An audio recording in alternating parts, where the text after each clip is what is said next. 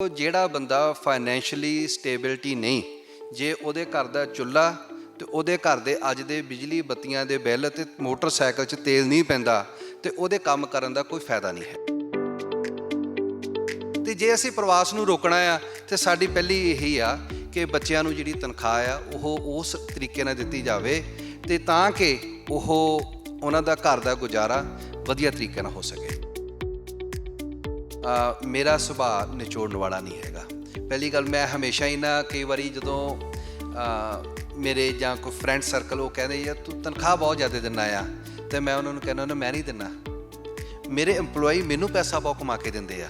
ਸੋ ਉਹੀ ਚੀਜ਼ ਨੂੰ ਅਸੀਂ ਮੱਦੇ ਨਾਲ ਰੱਖਦੇ ਹੋਏ ਸਾਡਾ ਜਿਹੜਾ ਕੰਮ ਵੀ ਆ ਮੰਡੇ ਥਰੂ ਫਰਾਈਡੇ ਹੀ ਆ।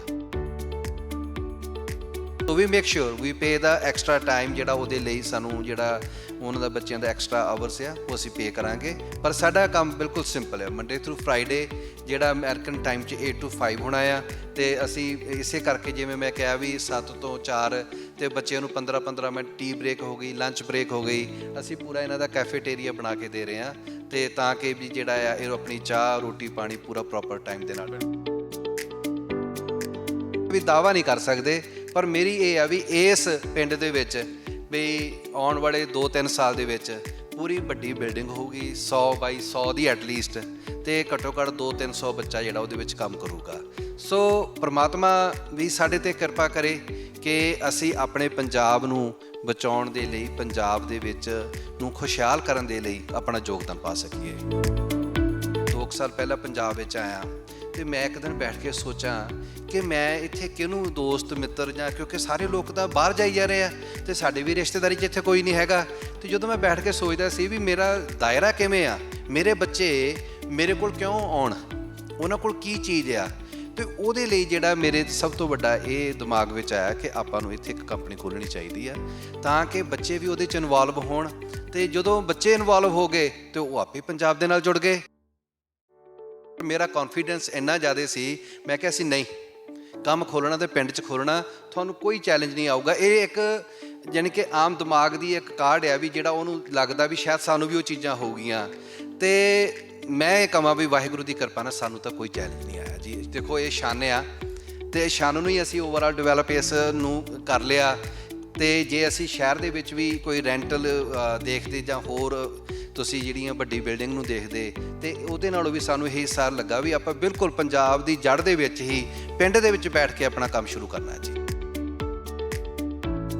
ਜਿਵੇਂ ਬੱਚੀਆਂ ਆ ਅਤੇ ਇਹਨਾਂ ਨੂੰ ਆਪਸ ਵਿੱਚ ਸ਼ੇਅਰ ਕਰ ਲੈਂਦੇ, ਰਾਈਟ ਸ਼ੇਅਰ ਕਰ ਲੈਂਦੇ ਆ। ਅਤੇ ਅਸੀਂ ਇਹ ਵੀ ਇਹਨਾਂ ਨਾਲ ਪ੍ਰੋਮਿਸ ਕੀਤਾ ਵੀ ਇਫ ਐਨੀਵਨ ਨੀਡ ਵੀ ਅਸੀਂ ਤੁਹਾਨੂੰ ਆਉਣ ਜਾਣ ਦਾ ਜਿੰਮਾ ਸਾਡਾ ਹੀ ਹੋਵੇਗਾ, ਕਿਉਂਕਿ ਰਾਤ ਦੇ ਕੰਮ ਦੇ ਵਿੱਚ ਸਪੈਸ਼ਲੀ ਬੱਚੀਆਂ ਦੇ ਔਰ ਪੇਰੈਂਟਸ ਦੀ ਜਿਹੜਾ ਸਿਕਿਉਰਿਟੀ ਹੁੰਦਾ ਆ ਉਹ ਇੱਕ ਬਹੁਤ ਵੱਡਾ ਫੈਕਟ ਹੁੰਦਾ ਆ।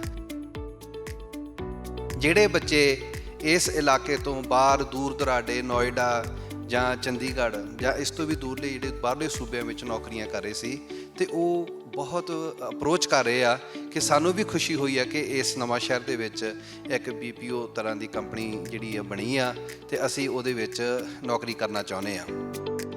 ਸਪੈਸੀਫਿਕ ਡਿਗਰੀ ਨਹੀਂ ਅਸੀਂ ਰਿਕੁਆਇਰਡ ਕਰਦੇ, ਸਾਨੂੰ ਕੰਮ ਚਾਹੀਦਾ। ਔਰ ਸਾਡੇ ਕੋਲ ਬੱਚੇ ਜਿਹੜੇ ਆ ਰਹੇ ਅਸੀਂ ਉਹਨਾਂ ਨੂੰ ਟ੍ਰੇਨਿੰਗ ਪ੍ਰੋਵਾਈਡ ਕਰਵਾ ਰਹੇ ਹਾਂ। ਅਸੀਂ ਇੱਥੇ ਟ੍ਰੇਨਿੰਗ ਸੈਂਟਰ ਵੀ ਖੋਲ੍ਹਾਂਗੇ ਤਾਂ ਕਿ ਪਿੱਛੇ ਅਸੀਂ ਲਾਈਨ ਅਪ ਕਰਦੇ ਜਾਵਾਂਗੇ ਜਿਹੜੇ ਬੱਚੇ ਆ ਵੀ ਉਹ ਸਾਡੇ ਕੰਮ ਲਈ ਤਿਆਰ ਹੋਣ। ਜਿੰਨੇ ਵੀ ਇਹ ਬੱਚੇ ਇੱਥੇ ਕੰਮ ਕਰ ਰਹੇ ਆ ਮੋਸਟਲੀ ਇਹ ਨਵਾਂ ਸ਼ਹਿਰ ਤੋਂ 10-15 ਕਿਲੋਮੀਟਰ ਰੇਡੀਅਸ ਤੋਂ ਹੀ ਹਨ। ਔਰ ਹੁਣ ਜਿਹੜੀ ਅਸੀਂ ਪਿਛਲੇ ਲਾਸਟ ਜਿਹੜੀ ਅਸੀਂ ਇੰਟਰਵਿਊ ਕੰਡਕਟ ਕੀਤੀ ਸੀ ਉਹਦੇ ਵਿੱਚ ਬਹੁਤ ਦੂਰੋਂ ਦੂਰੋਂ ਪੰਜਾਬ ਤੋਂ ਬੱਚੇ ਆਏ ਔਰ ਬਹੁਤ ਹੀ ਹਾਈ ਜਿਹੜੇ ਉਹਨਾਂ ਦੀ ਜਿਹੜਾ ਕੈਲੀਬਰ ਸੀ ਉਹਨਾਂ ਦਾ ਔਰ ਜਿਹੜੀ ਪੜ੍ਹਾਈ ਸੀ ਵੀ ਉਹ ਕਾਫੀ ਹਾਈ ਲੈਵਲ ਦੀ ਸੀ। ਔਰ ਸਾਨੂੰ ਵੀ ਖੁਸ਼ੀ ਹੋਈ ਆ ਕਿ ਅਸੀਂ ਇਹਨਾਂ ਬੱਚਿਆਂ ਦੇ ਆਪਣੇ ਇਲਾਕੇ ਦੇ ਵਿੱਚ ਅਸੀਂ ਸਹਾਈ ਹੋ ਰਹੇ। ਇੱਕ ਚੀਜ਼ ਨੂੰ ਅਸੀਂ ਪ੍ਰਚਾਰੀ ਜਾ ਰਹੇ ਹਾਂ ਕਿ ਪੰਜਾਬ 'ਚ ਨੌਜਵਾਨੀ ਨਹੀਂ ਰਹਿਣੀ, ਪੰਜਾਬ ਦੇ ਵਿੱਚ ਪ੍ਰਵਾਸ ਹੋ ਰਿਹਾ ਆ, ਉਹਦਾ ਰੋਕ ਲਈ ਕੀ ਹੱਲ ਕੀ ਆ। ਸਾਡੇ ਜਿਹੜੇ ਇੱਥੇ ਦੇ ਪੋਲੀਟੀਸ਼ੀਅਨ ਜਾਂ ਜਿਹੜੇ ਉਹਨਾਂ ਨੂੰ ਵੀ ਇੱਕ ਇਹ ਸੋਚਣਾ ਪਵੇਗਾ ਕਿ ਅਸੀਂ ਪ੍ਰਵਾਸ ਕਿਵੇਂ ਰੋਕ ਸਕਦੇ ਹਾਂ। ਪ੍ਰਵਾਸ ਰੋਕਣ ਦੇ ਲਈ ਇੱਕੋ ਹੀ ਹੱਲ ਆ ਵੀ ਜਿੰਨਾ ਅਸੀਂ NRI ਬਾਹਰ ਜਾ ਕੇ ਬੈਠੇ ਹਾਂ ਉਹ ਆਪਣੇ ਪਿੰਡਾਂ ਦੇ ਵਿੱਚ ਆਪਣੇ ਇਲਾਕਿਆਂ ਦੇ ਵਿੱਚ ਬੱਚਿਆਂ ਦੀ ਯੋਗਤਾ ਦੇ ਅਨੁਸਾਰ ਔਰ ਉਹਨਾਂ ਦੇ ਕੰਮ ਦੇ ਅਨੁਸਾਰ ਇੱਥੇ ਨੌਕਰੀਆਂ ਲਈ ਉਤਸ਼ਾਹਿਤ ਕਰਨਾ।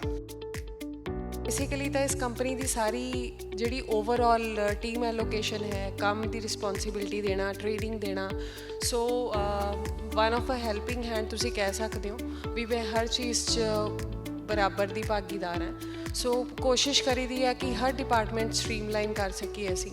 ਤੋ ਜਿਹੜਾ ਆਪਰੇਸ਼ਨ ਹੈ ਇਸ ਕੰਪਨੀ ਦਾ, ਉਹ ਸਾਰਾ ਹੀ ਦੇਖ ਰੇਖ ਜੋ ਕਰਨੀ ਹੈ ਉਹਦਾ ਧਿਆਨ ਰੱਖਿਆ ਜਾਂਦਾ। ਸ਼ਹਿਰ 'ਚ ਰਹਿ ਕੇ ਵੈਸੇ ਪਿੰਡ ਤਾਂ ਮੈਂ ਕਦੀ ਛੱਡਿਆ ਨਹੀਂ ਸੀ, ਦਿਲ ਦੇ ਵਿੱਚ ਪਿੰਡ ਤਾਂ ਹਮੇਸ਼ਾ ਸੀਗਾ ਹੀ ਮੇਰਾ, ਤੇ ਹੁਣ ਇੱਕ ਕਾਰਨ ਮਿਲ ਗਿਆ, ਇੱਕ ਵਜ੍ਹਾ ਮਿਲ ਗਈ, ਤੇ ਖੁਸ਼ੀ ਹੋਰ ਵੀ ਜ਼ਿਆਦਾ ਹੈਗੀ ਹੈ ਤੇ ਫਖਰ ਮਹਿਸੂਸ ਹੁੰਦਾ ਕਿ ਅਸੀਂ ਇਸ ਚੀਜ਼ ਦਾ ਹਿੱਸਾ ਹੈਗੇ। Of course their reaction was like, what, ਪਿੰਡ ਜਾਣਾ? ਤੇ they were like, what will you do there? What options do you have? You have a good career in Delhi and then you're going back to ਪਿੰਡ, you have to start from square one. ਮੇਰਾ main role ਹੈ collection agent ਦਾ ਹੈ, ਜੋ ਕਿ ਇੱਕ ਤਰ੍ਹਾਂ ਆਪਾਂ ਪਹਿਲਾਂ ਮੈਂਸ਼ਨ ਕੀਤਾ ਕਿ ਫਾਈਨੈਂਸ ਦਾ ਕੰਮ ਹੈ ਇੱਕ ਤਰ੍ਹਾਂ, ਉਹ ਤੋਂ ਕਿਸੇ ਤਰ੍ਹਾਂ ਉਹ ਵਾਪਸ ਵੀ ਪੈਸੇ ਬਣਾਉਣੇ ਹੁੰਦੇ ਆ, ਅਤੇ ਇਸ ਲਈ ਜੋ ਵੀ ਆਪਾਂ ਪੇਮੈਂਟ ਪਹਿਲਾਂ ਇੰਸਟੈਂਟ ਪੇ ਕਰਦੇ ਹਾਂ ਤਾਂ ਉਸ ਤੋਂ ਬਾਅਦ ਆਪਾਂ ਜੋ ਬੈਕ ਕਰਨਾ ਤਾਂ ਉਹ ਮੇਨ ਰੋਲ ਮੇਰਾ ਹੈ ਕਲੈਕਸ਼ਨ ਏਜੰਟ ਸਰ ਵਰਕ ਕਰਦਾ। ਮੈਂ ਇਹ ਜਦੋਂ ਲੈਂਡ ਬਾਏ ਕੀਤੀ ਨਾ 2 ਸਾਲ ਪਹਿਲਾਂ, ਤੇ ਕਰਨਲ ਸਾਹਿਬ ਆ ਚੰਡੀਗੜ੍ਹ ਤੋਂ, ਤੇ ਉਹਨਾਂ ਨੇ ਮੈਨੂੰ ਕਿਹਾ ਵੀ ਬਰਜਿੰਦਰ ਵੀ ਇਹ ਜਿਹੜੀ ਜ਼ਮੀਨ ਹੈ ਨਾ, ਅਸੀਂ ਇਹਦੇ 'ਚ ਬਹੁਤ ਵਧੇ ਫੁੱਲੇ, ਤੇ ਮੈਂ ਉਹਨਾਂ ਨੂੰ ਕਿਹਾ ਜੀ ਮੈਂ ਵੀ ਕੋਸ਼ਿਸ਼ ਕਰੂੰਗਾ ਵੀ ਇਹ ਜ਼ਮੀਨ ਸਾਨੂੰ ਵੀ ਬਹੁਤ ਤਰੱਕੀਆਂ ਬਖਸ਼ੇ। ਤੇ ਮੈਂ ਉਹਨਾਂ ਨੂੰ ਲਾਸਟ ਵੀਕ ਕਾਲ ਕੀਤੀ, ਮੈਂ ਕਿਹਾ ਕਰਨਲ ਸਾਹਿਬ ਆ ਕੇ ਆਪਣੀ ਜ਼ਮੀਨ ਦੇਖੇ ਜਾਓ, ਵੀ ਤੁਹਾਨੂੰ ਹੋਰ ਵੀ ਖੁਸ਼ੀ ਹੋਊਗੀ ਵੀ ਜਿਹੜੀ ਤੁਹਾਡੀ ਬਜ਼ੁਰਗਾਂ ਦੀ ਪੁਰਖਿਆਂ ਦੀ ਜ਼ਮੀਨ ਸੀ, ਉਹਦੇ ਵਿੱਚ ਅੱਜ ਇੱਕ ਬੜੇ ਵਧੀਆ ਤਰੀਕੇ ਨਾਲ ਜਿਹੜਾ ਦਫ਼ਤਰ ਬਣਿਆ ਔਰ ਰੁਜ਼ਗਾਰ ਦਾ ਸਾਧਨ ਪੈਦਾ ਹੋਇਆ। ਪੰਜਾਬ ਦੀ ਹਰ ਵੱਡੀ ਖਬਰ ਤੇ ਵੱਡਾ ਇੰਟਰਵਿਊ ਸਭ ਤੋਂ ਪਹਿਲਾਂ ਦੇਖਣ ਲਈ ਡਾਊਨਲੋਡ ਕਰੋ ਪ੍ਰੋ ਪੰਜਾਬ ਟੀਵੀ ਦਾ ਮੋਬਾਈਲ ਐਪ। ਹਰ ਇੱਕ ਮਾਪਿਆਂ ਦਾ ਇਹ ਸੁਪਨਾ ਹੁੰਦਾ ਹੈ ਕਿ ਉਹਨਾਂ ਦੇ ਬੱਚੇ ਚੰਗੀ ਸਿੱਖਿਆ ਪ੍ਰਾਪਤ ਕਰਨ ਔਰ ਚੰਗੀ ਸਿੱਖਿਆ ਲੈਣ ਤੋਂ ਬਾਅਦ ਉਹਨਾਂ ਨੂੰ ਚੰਗਾ ਰੁਜ਼ਗਾਰ ਵੀ ਮਿਲੇ। ਪਰ ਮੌਜੂਦਾ ਹਾਲਾਤ ਕੁਝ ਅਜਿਹੇ ਬਣ ਗਏ ਨੇ ਕਿ ਹਜ਼ਾਰਾਂ ਦੀ ਗਿਣਤੀ ਦੇ ਵਿੱਚ ਵਿਦਿਆਰਥੀਆਂ ਨੂੰ ਰੁਜ਼ਗਾਰ ਦੇ ਲਈ ਵਿਦੇਸ਼ਾਂ ਦੇ ਲਈ ਜਾਂ ਫਿਰ ਆਪਣੇ ਸ਼ਹਿਰ ਨੂੰ ਛੱਡ ਕੇ ਬਾਹਰਲੇ ਸੂਬਿਆਂ ਦੇ ਵਿੱਚ ਰੁਜ਼ਗਾਰ ਦੇ ਲਈ ਜਾਣਾ ਪੈਂਦਾ ਹੈ। ਖਾਸ ਤੌਰ ਦੇ ਉੱਤੇ ਪੰਜਾਬ ਦੀ ਜੇਕਰ ਗੱਲ ਕਰੀਏ ਤਾਂ ਪੰਜਾਬ ਦੇ ਵਿੱਚ ਅਜਿਹੇ ਕਿੰਨੇ ਹੀ ਵਿਦਿਆਰਥੀ ਨੇ ਜਿਹੜੇ ਰੁਜ਼ਗਾਰ ਦੇ ਚੱਕਰਾਂ ਦੇ ਵਿੱਚ ਪੰਜਾਬ ਤੋਂ ਬਾਹਰ ਜਾ ਕੇ ਨੌਕਰੀਆਂ ਕਰਦੇ ਨੇ। ਪਰ ਇਸ ਵੇਲੇ ਅਸੀਂ ਜਿਸ ਥਾਂ ਦੇ ਉੱਤੇ ਮੌਜੂਦ ਹਾਂ, ਸਾਡੇ ਠੀਕ ਪਿਛਲੇ ਪਾਸੇ ਇੱਕ ਅਮਰੀਕਨ ਕੰਪਨੀ ਹੈ।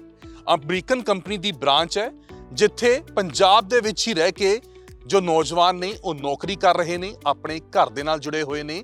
ਔਰ ਜੇਕਰ ਇਹਨਾਂ ਦੀ ਤਨਖਾਹਾਂ ਦੀ ਵੀ ਗੱਲ ਕਰੀਏ ਤਾਂ ਇਹਨਾਂ ਦੀਆਂ ਤਨਖਾਹਾਂ ਵੀ ਵਿਦੇਸ਼ੀ ਕੰਪਨੀਆਂ ਦੇ ਬਰਾਬਰ ਨੇ। ਕੌਣ ਹੈ ਇਸ ਕੰਪਨੀ ਦਾ ਮਾਲਿਕ? ਕਿਸ ਸੋਚ ਦੇ ਨਾਲ ਇਹਨਾਂ ਨੇ ਪੰਜਾਬ ਦੇ ਪਿੰਡ ਦੇ ਵਿੱਚ ਹੀ ਇਹ ਕੰਪਨੀ ਖੋਲ੍ਹੀ ਹੈ ਔਰ ਕਿਵੇਂ ਹੁਣ ਬੱਚਿਆਂ ਨੂੰ ਰੁਜ਼ਗਾਰ ਦੇ ਰਹੇ ਨੇ, ਆਓ ਤੁਹਾਡੀ ਮੁਲਾਕਾਤ ਕਰਵਾਉਂਦੇ ਹਾਂ ਬਰਜਿੰਦਰ ਸਿੰਘ ਉਹਨਾਂ ਦੇ ਨਾਲ। ਤਾਂ ਪੰਜਾਬ ਦਾ ਹੀ ਇਹ ਪਿੰਡ ਹੈ, ਨਵਾਂ ਸ਼ਹਿਰ ਦੇ ਵਿੱਚ ਸਲੋ ਪਿੰਡ ਪੈਂਦਾ ਔਰ ਇੱਥੇ ਹੀ ਇਸ ਕੰਪਨੀ ਨੂੰ ਖੋਲ੍ਹਿਆ ਗਿਆ ਔਰ ਜਿਨ੍ਹਾਂ ਨੇ ਇਸ ਦਾ ਜ਼ਿੰਮਾ ਲਿੱਤਾ ਸਾਡੇ ਨਾਲ ਮੌਜੂਦ ਨੇ ਬਰਜਿੰਦਰ ਜੀ। ਬਰਜਿੰਦਰ ਜੀ, ਬਹੁਤ ਬਹੁਤ ਸਵਾਗਤ ਹੈ ਪ੍ਰੋ ਪੰਜਾਬ ਟੀਵੀ ਤੇ। ਪਹਿਲਾਂ ਤਾਂ ਸਾਰੇ ਪ੍ਰੋ ਪੰਜਾਬ ਦੇ ਦਰਸ਼ਕਾਂ ਨੂੰ ਸਤਿ ਸ੍ਰੀ ਅਕਾਲ। ਵਾਹਿਗੁਰੂ ਜੀ ਕਾ ਖਾਲਸਾ, ਵਾਹਿਗੁਰੂ ਜੀ ਕੀ ਫਤਿਹ। ਬਰਜਿੰਦਰ ਜੀ, ਕਿਵੇਂ ਜ਼ਿਹਨ ਦੇ ਵਿੱਚ ਆਇਆ ਕਿ ਪੰਜਾਬ ਦੇ ਪਿੰਡ ਦੇ ਵਿੱਚ ਹੀ ਅਮਰੀਕਨ ਕੰਪਨੀ ਦੀ ਬ੍ਰਾਂਚ ਖੋਲ੍ਹਣੀ ਹੈ ਔਰ ਨੌਜਵਾਨਾਂ ਨੂੰ ਇੱਥੇ ਹੀ ਰੁਜ਼ਗਾਰ ਦੇਣਾ? ਕਿਉਂਕਿ ਮੈਂ ਜਿਵੇਂ ਸ਼ੁਰੂਆਤ ਦੇ ਵਿੱਚ ਜ਼ਿਕਰ ਕੀਤਾ ਕਿ ਬਹੁਤੇ ਨੌਜਵਾਨ ਅੱਜ ਦੀ ਟਾਈਮ ਦੇ ਵਿੱਚ ਪੰਜਾਬ ਛੱਡ ਕੇ ਵਿਦੇਸ਼ਾਂ ਨੂੰ ਜ਼ਿਆਦਾ ਰੁਖ ਕਰਦੇ ਹੋਏ ਨਜ਼ਰ ਆ ਰਹੇ ਨੇ ਜਾਂ ਫਿਰ ਪੰਜਾਬ ਤੋਂ ਬਾਹਰਲੇ ਸੂਬਿਆਂ ਦੇ ਵਿੱਚ ਜਾ ਕੇ ਰੁਜ਼ਗਾਰ ਪ੍ਰਾਪਤ ਕਰ ਰਹੇ। ਜਿਹਨ ਦੇ ਵਿੱਚ ਇਸ ਕਰਕੇ ਕਿ ਇਸ ਵੇਲੇ ਜਿਹੜਾ ਇੱਕ ਟ੍ਰੈਂਡ ਆ, ਵੀ ਟ੍ਰੈਂਡ ਇਹ ਕਹਿੰਦਾ ਵੀ ਹਰ ਬੱਚਾ ਜਿਹੜਾ +2 ਕਰ ਰਿਹਾ ਆ ਕਿ ਮੈਂ ਆਸਟ੍ਰੇਲੀਆ, ਨਿਊਜ਼ੀਲੈਂਡ ਜਾਂ ਕੈਨੇਡਾ ਜਾਂ ਯੂਰਪ ਦੇ ਕੰਟਰੀ ਜਾਣਾ ਆ।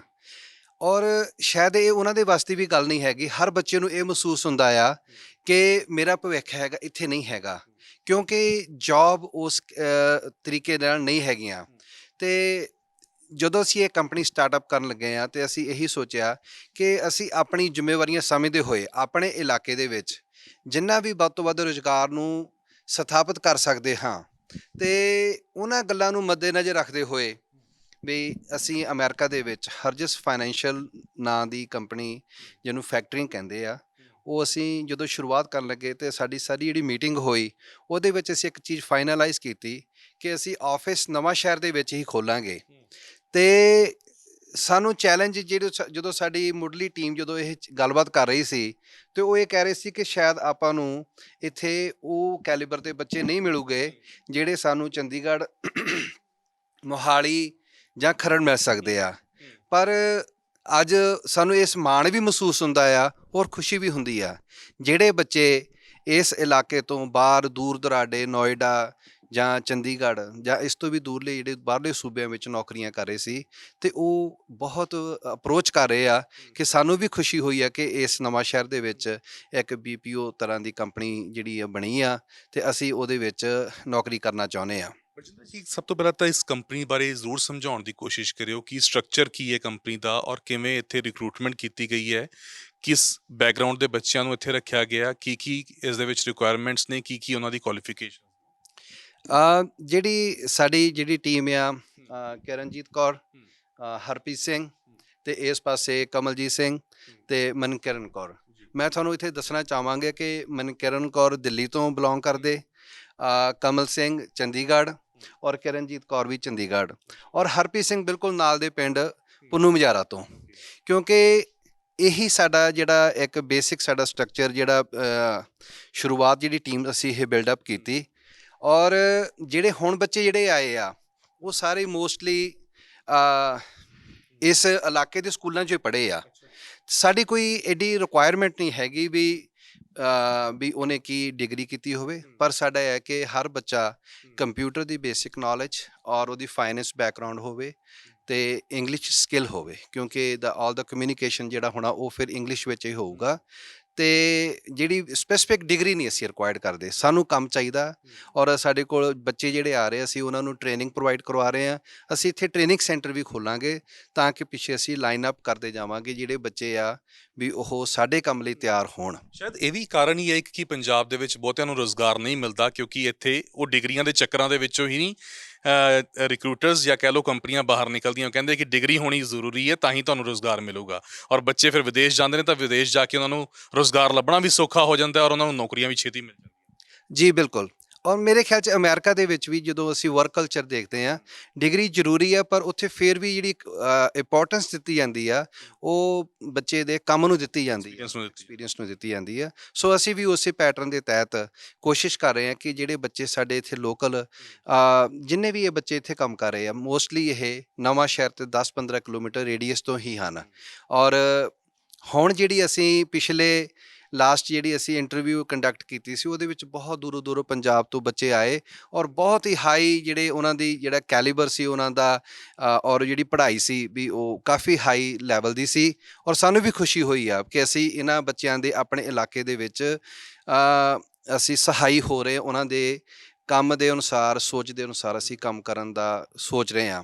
ਦੇਖੋ, ਅਸੀਂ ਪ੍ਰਵਾਸ ਬਹੁਤ ਇੱਕ ਪ੍ਰਚਲਿਤ ਹੋ ਗਿਆ ਵੀ ਪੰਜਾਬ ਦੇ ਵਿੱਚ ਪ੍ਰਵਾਸ ਹੋ ਰਿਹਾ, ਔਰ ਮੈਂ ਵੀ ਉਸ ਪ੍ਰਵਾਸ ਦਾ ਹਿੱਸਾ ਹਾਂ। ਮੈਂ 1996 'ਚ USA ਗਿਆ, ਪਰ ਮੈਂ ਆਪਣੀ ਜੜ ਦੇ ਨਾਲ ਲੱਗਾ ਰਿਹਾ, ਔਰ ਉਹਦੇ ਤਹਿਤ ਹੀ ਜੋ ਅਸੀਂ ਇਹ ਦਫ਼ਤਰ ਬਣਾ ਰਹੇ ਹਾਂ। ਔਰ ਜਿਹੜਾ ਅਲਟੀਮੇਟਲੀ ਜਦੋਂ ਆਪਾਂ ਕਿਸੇ ਚੀਜ਼ ਨੂੰ, ਇੱਕ ਚੀਜ਼ ਨੂੰ ਅਸੀਂ ਪ੍ਰਚਾਰੀ ਜਾ ਰਹੇ ਹਾਂ ਕਿ ਪੰਜਾਬ 'ਚ ਨੌਜਵਾਨੀ ਨਹੀਂ ਰਹਿਣੀ, ਪੰਜਾਬ ਦੇ ਵਿੱਚ ਪ੍ਰਵਾਸ ਹੋ ਰਿਹਾ ਆ, ਉਹਦਾ ਰੋਕ ਲਈ ਕੀ ਹੱਲ ਕੀ ਆ? ਸਾਡੇ ਜਿਹੜੇ ਇੱਥੇ ਦੇ ਪੋਲੀਟੀਸ਼ੀਅਨ ਜਾਂ ਜਿਹੜੇ ਉਹਨਾਂ ਨੂੰ ਵੀ ਇੱਕ ਇਹ ਸੋਚਣਾ ਪਵੇਗਾ ਕਿ ਅਸੀਂ ਪ੍ਰਵਾਸ ਕਿਵੇਂ ਰੋਕ ਸਕਦੇ ਹਾਂ। ਇੱਕ ਇੰਡਸਟਰੀ ਹੁੰਦੀ ਪ੍ਰਾਈਵੇਟ ਇੰਡਸਟਰੀ, ਸਾਡੇ ਪੰਜਾਬ ਨੂੰ ਉਹਦਾ ਵੀ ਬਹੁਤ ਖਤਰਾ ਹੋ ਰਿਹਾ, ਕਿਉਂਕਿ ਸਾਡੀ ਇੰਡਸਟਰੀ ਸਾਡੀ ਖੇਤੀ ਦੇ ਅਨੁਸਾਰ ਨਹੀਂ ਲੱਗ ਰਹੀ ਹੈਗੀ। ਜਿਹੜੀ ਵੀ ਇੰਡਸਟਰੀ ਲੱਗ ਰਹੀ ਆ ਉਹਦਾ ਐਂਡ ਕੀ ਹੁੰਦਾ ਆ? ਪੋਲੂਸ਼ਨ, ਸਾਡਾ ਪਾਣੀ ਖਰਾਬ ਹੋ ਰਿਹਾ, ਸਾਡਾ ਵਾਤਾਵਰਣ ਖਰਾਬ ਹੋ ਰਿਹਾ ਆ। ਸਾਡੀ ਇੰਡਸਟਰੀ ਉਸ ਤਰੀਕੇ ਦੇ ਨਾਲ ਨਹੀਂ ਲਾਈ ਗਈ। ਉਸ ਤੋਂ ਬਾਅਦ ਜਿਹੜਾ ਕਾਲ ਸੈਂਟਰ ਸੀ ਜਾਂ ਜਿਹੜੀ IT ਇੰਡਸਟਰੀ ਸੀ, 1996-97 ਦੇ ਵਿੱਚ ਜਿਹੜਾ ਹਿੰਦੁਸਤਾਨ ਦੇ ਵਿੱਚ IT ਇੰਡਸਟਰੀ ਦਾ ਬੂਮ ਆਇਆ, ਉਹ ਵੀ ਸਾਡੇ ਪੋਲੀਟਿਕਸ ਜਿਹੜੀ ਸੀ ਉਹਦੇ ਵਿੱਚ ਚੂਕ ਕਰ ਗਏ। ਚੂਕ ਕੀ ਕਰ ਗਏ ਕਿ ਉਹਨਾਂ ਨੇ ਉਸ ਤਰੀਕੇ ਦੇ ਨਾਲ ਬਾਹਰਲੀਆਂ ਵਿਦੇਸ਼ੀ ਕੰਪਨੀਆਂ ਨੂੰ ਰਾਬਤਾ ਨਹੀਂ ਕਰ ਸਕੇ। ਇਸੇ ਲਈ ਜਿਹੜਾ ਹੈਦਰਾਬਾਦ, ਬੈਂਗਲੌਰ, ਚੇਨਈ, ਉਹ ਇੰਨੇ ਵੱਡੇ ਪੱਧਰ ਤੇ ਆਪਣੀ IT ਇੰਡਸਟਰੀ ਨੂੰ ਲੈ ਗਏ ਕਿ ਅਸੀਂ ਉਸ ਲੈਵਲ ਨੂੰ ਸੋਚ ਵੀ ਨਹੀਂ ਸਕਦੇ ਹੈਗੇ। ਸੂਬੇ ਹਰਿਆਣਾ ਦੀ ਵੀ ਗੱਲ ਕਰ ਲਈਏ, ਗੁਰੂਗ੍ਰਾਮ ਦੇ ਵਿੱਚ ਵੀ ਵੱਡੇ ਪੱਧਰ ਦੇ ਉੱਤੇ ਉਹਨਾਂ ਨੇ ਇਸ ਨੂੰ ਪ੍ਰਵਾਸ ਦਿੱਤਾ। ਤੇ ਲੈਕ ਆਫ ਸਾਡੀ ਜਿਹੜੀ ਲੌਬਿੰਗ ਸੀ ਸਾਡੀ ਪੋਲੀਟਿਕਸ ਦੀ ਨਾ, ਉਹ ਨਹੀਂ ਹੋ ਸਕੀ। ਹੁਣ ਕੀ ਆ? ਹੁਣ ਸਾਡੇ ਕੋਲ ਬਚਿਆ ਇਹ ਆ ਕਿ ਅਸੀਂ ਪੰਜਾਬੀ ਲੋਕ ਹਜ਼ਾਰਾਂ ਨਹੀਂ ਲੱਖਾਂ ਦੀ ਤਾਦਾਦ ਵਿੱਚ ਵੈਲ ਸੈਟਲ ਹੋ ਚੁੱਕੇ ਆ ਉਹਨਾਂ ਮੁਲਕਾਂ ਦੇ ਵਿੱਚ ਜਿੱਥੇ ਹਰ ਬੱਚਾ ਜਾਣ ਨੂੰ ਤਰਸਦਾ ਆ ਵੀ ਮੇਰੀ ਉਹਦੀ ਇੱਕੋ ਹੀ ਇੱਕ ਟੀਚਾ ਆ ਕਿ ਮੈਂ ਕੈਨੇਡਾ ਜਾਂ ਆਸਟ੍ਰੇਲੀਆ ਜਾਂ ਯੂਰਪ ਵਿੱਚ ਚਲੇ ਜਾਵਾਂ, ਕਿਉਂਕਿ ਉਹਦਾ ਭਵਿੱਖ ਇੱਥੇ ਨਹੀਂ ਹੈਗਾ।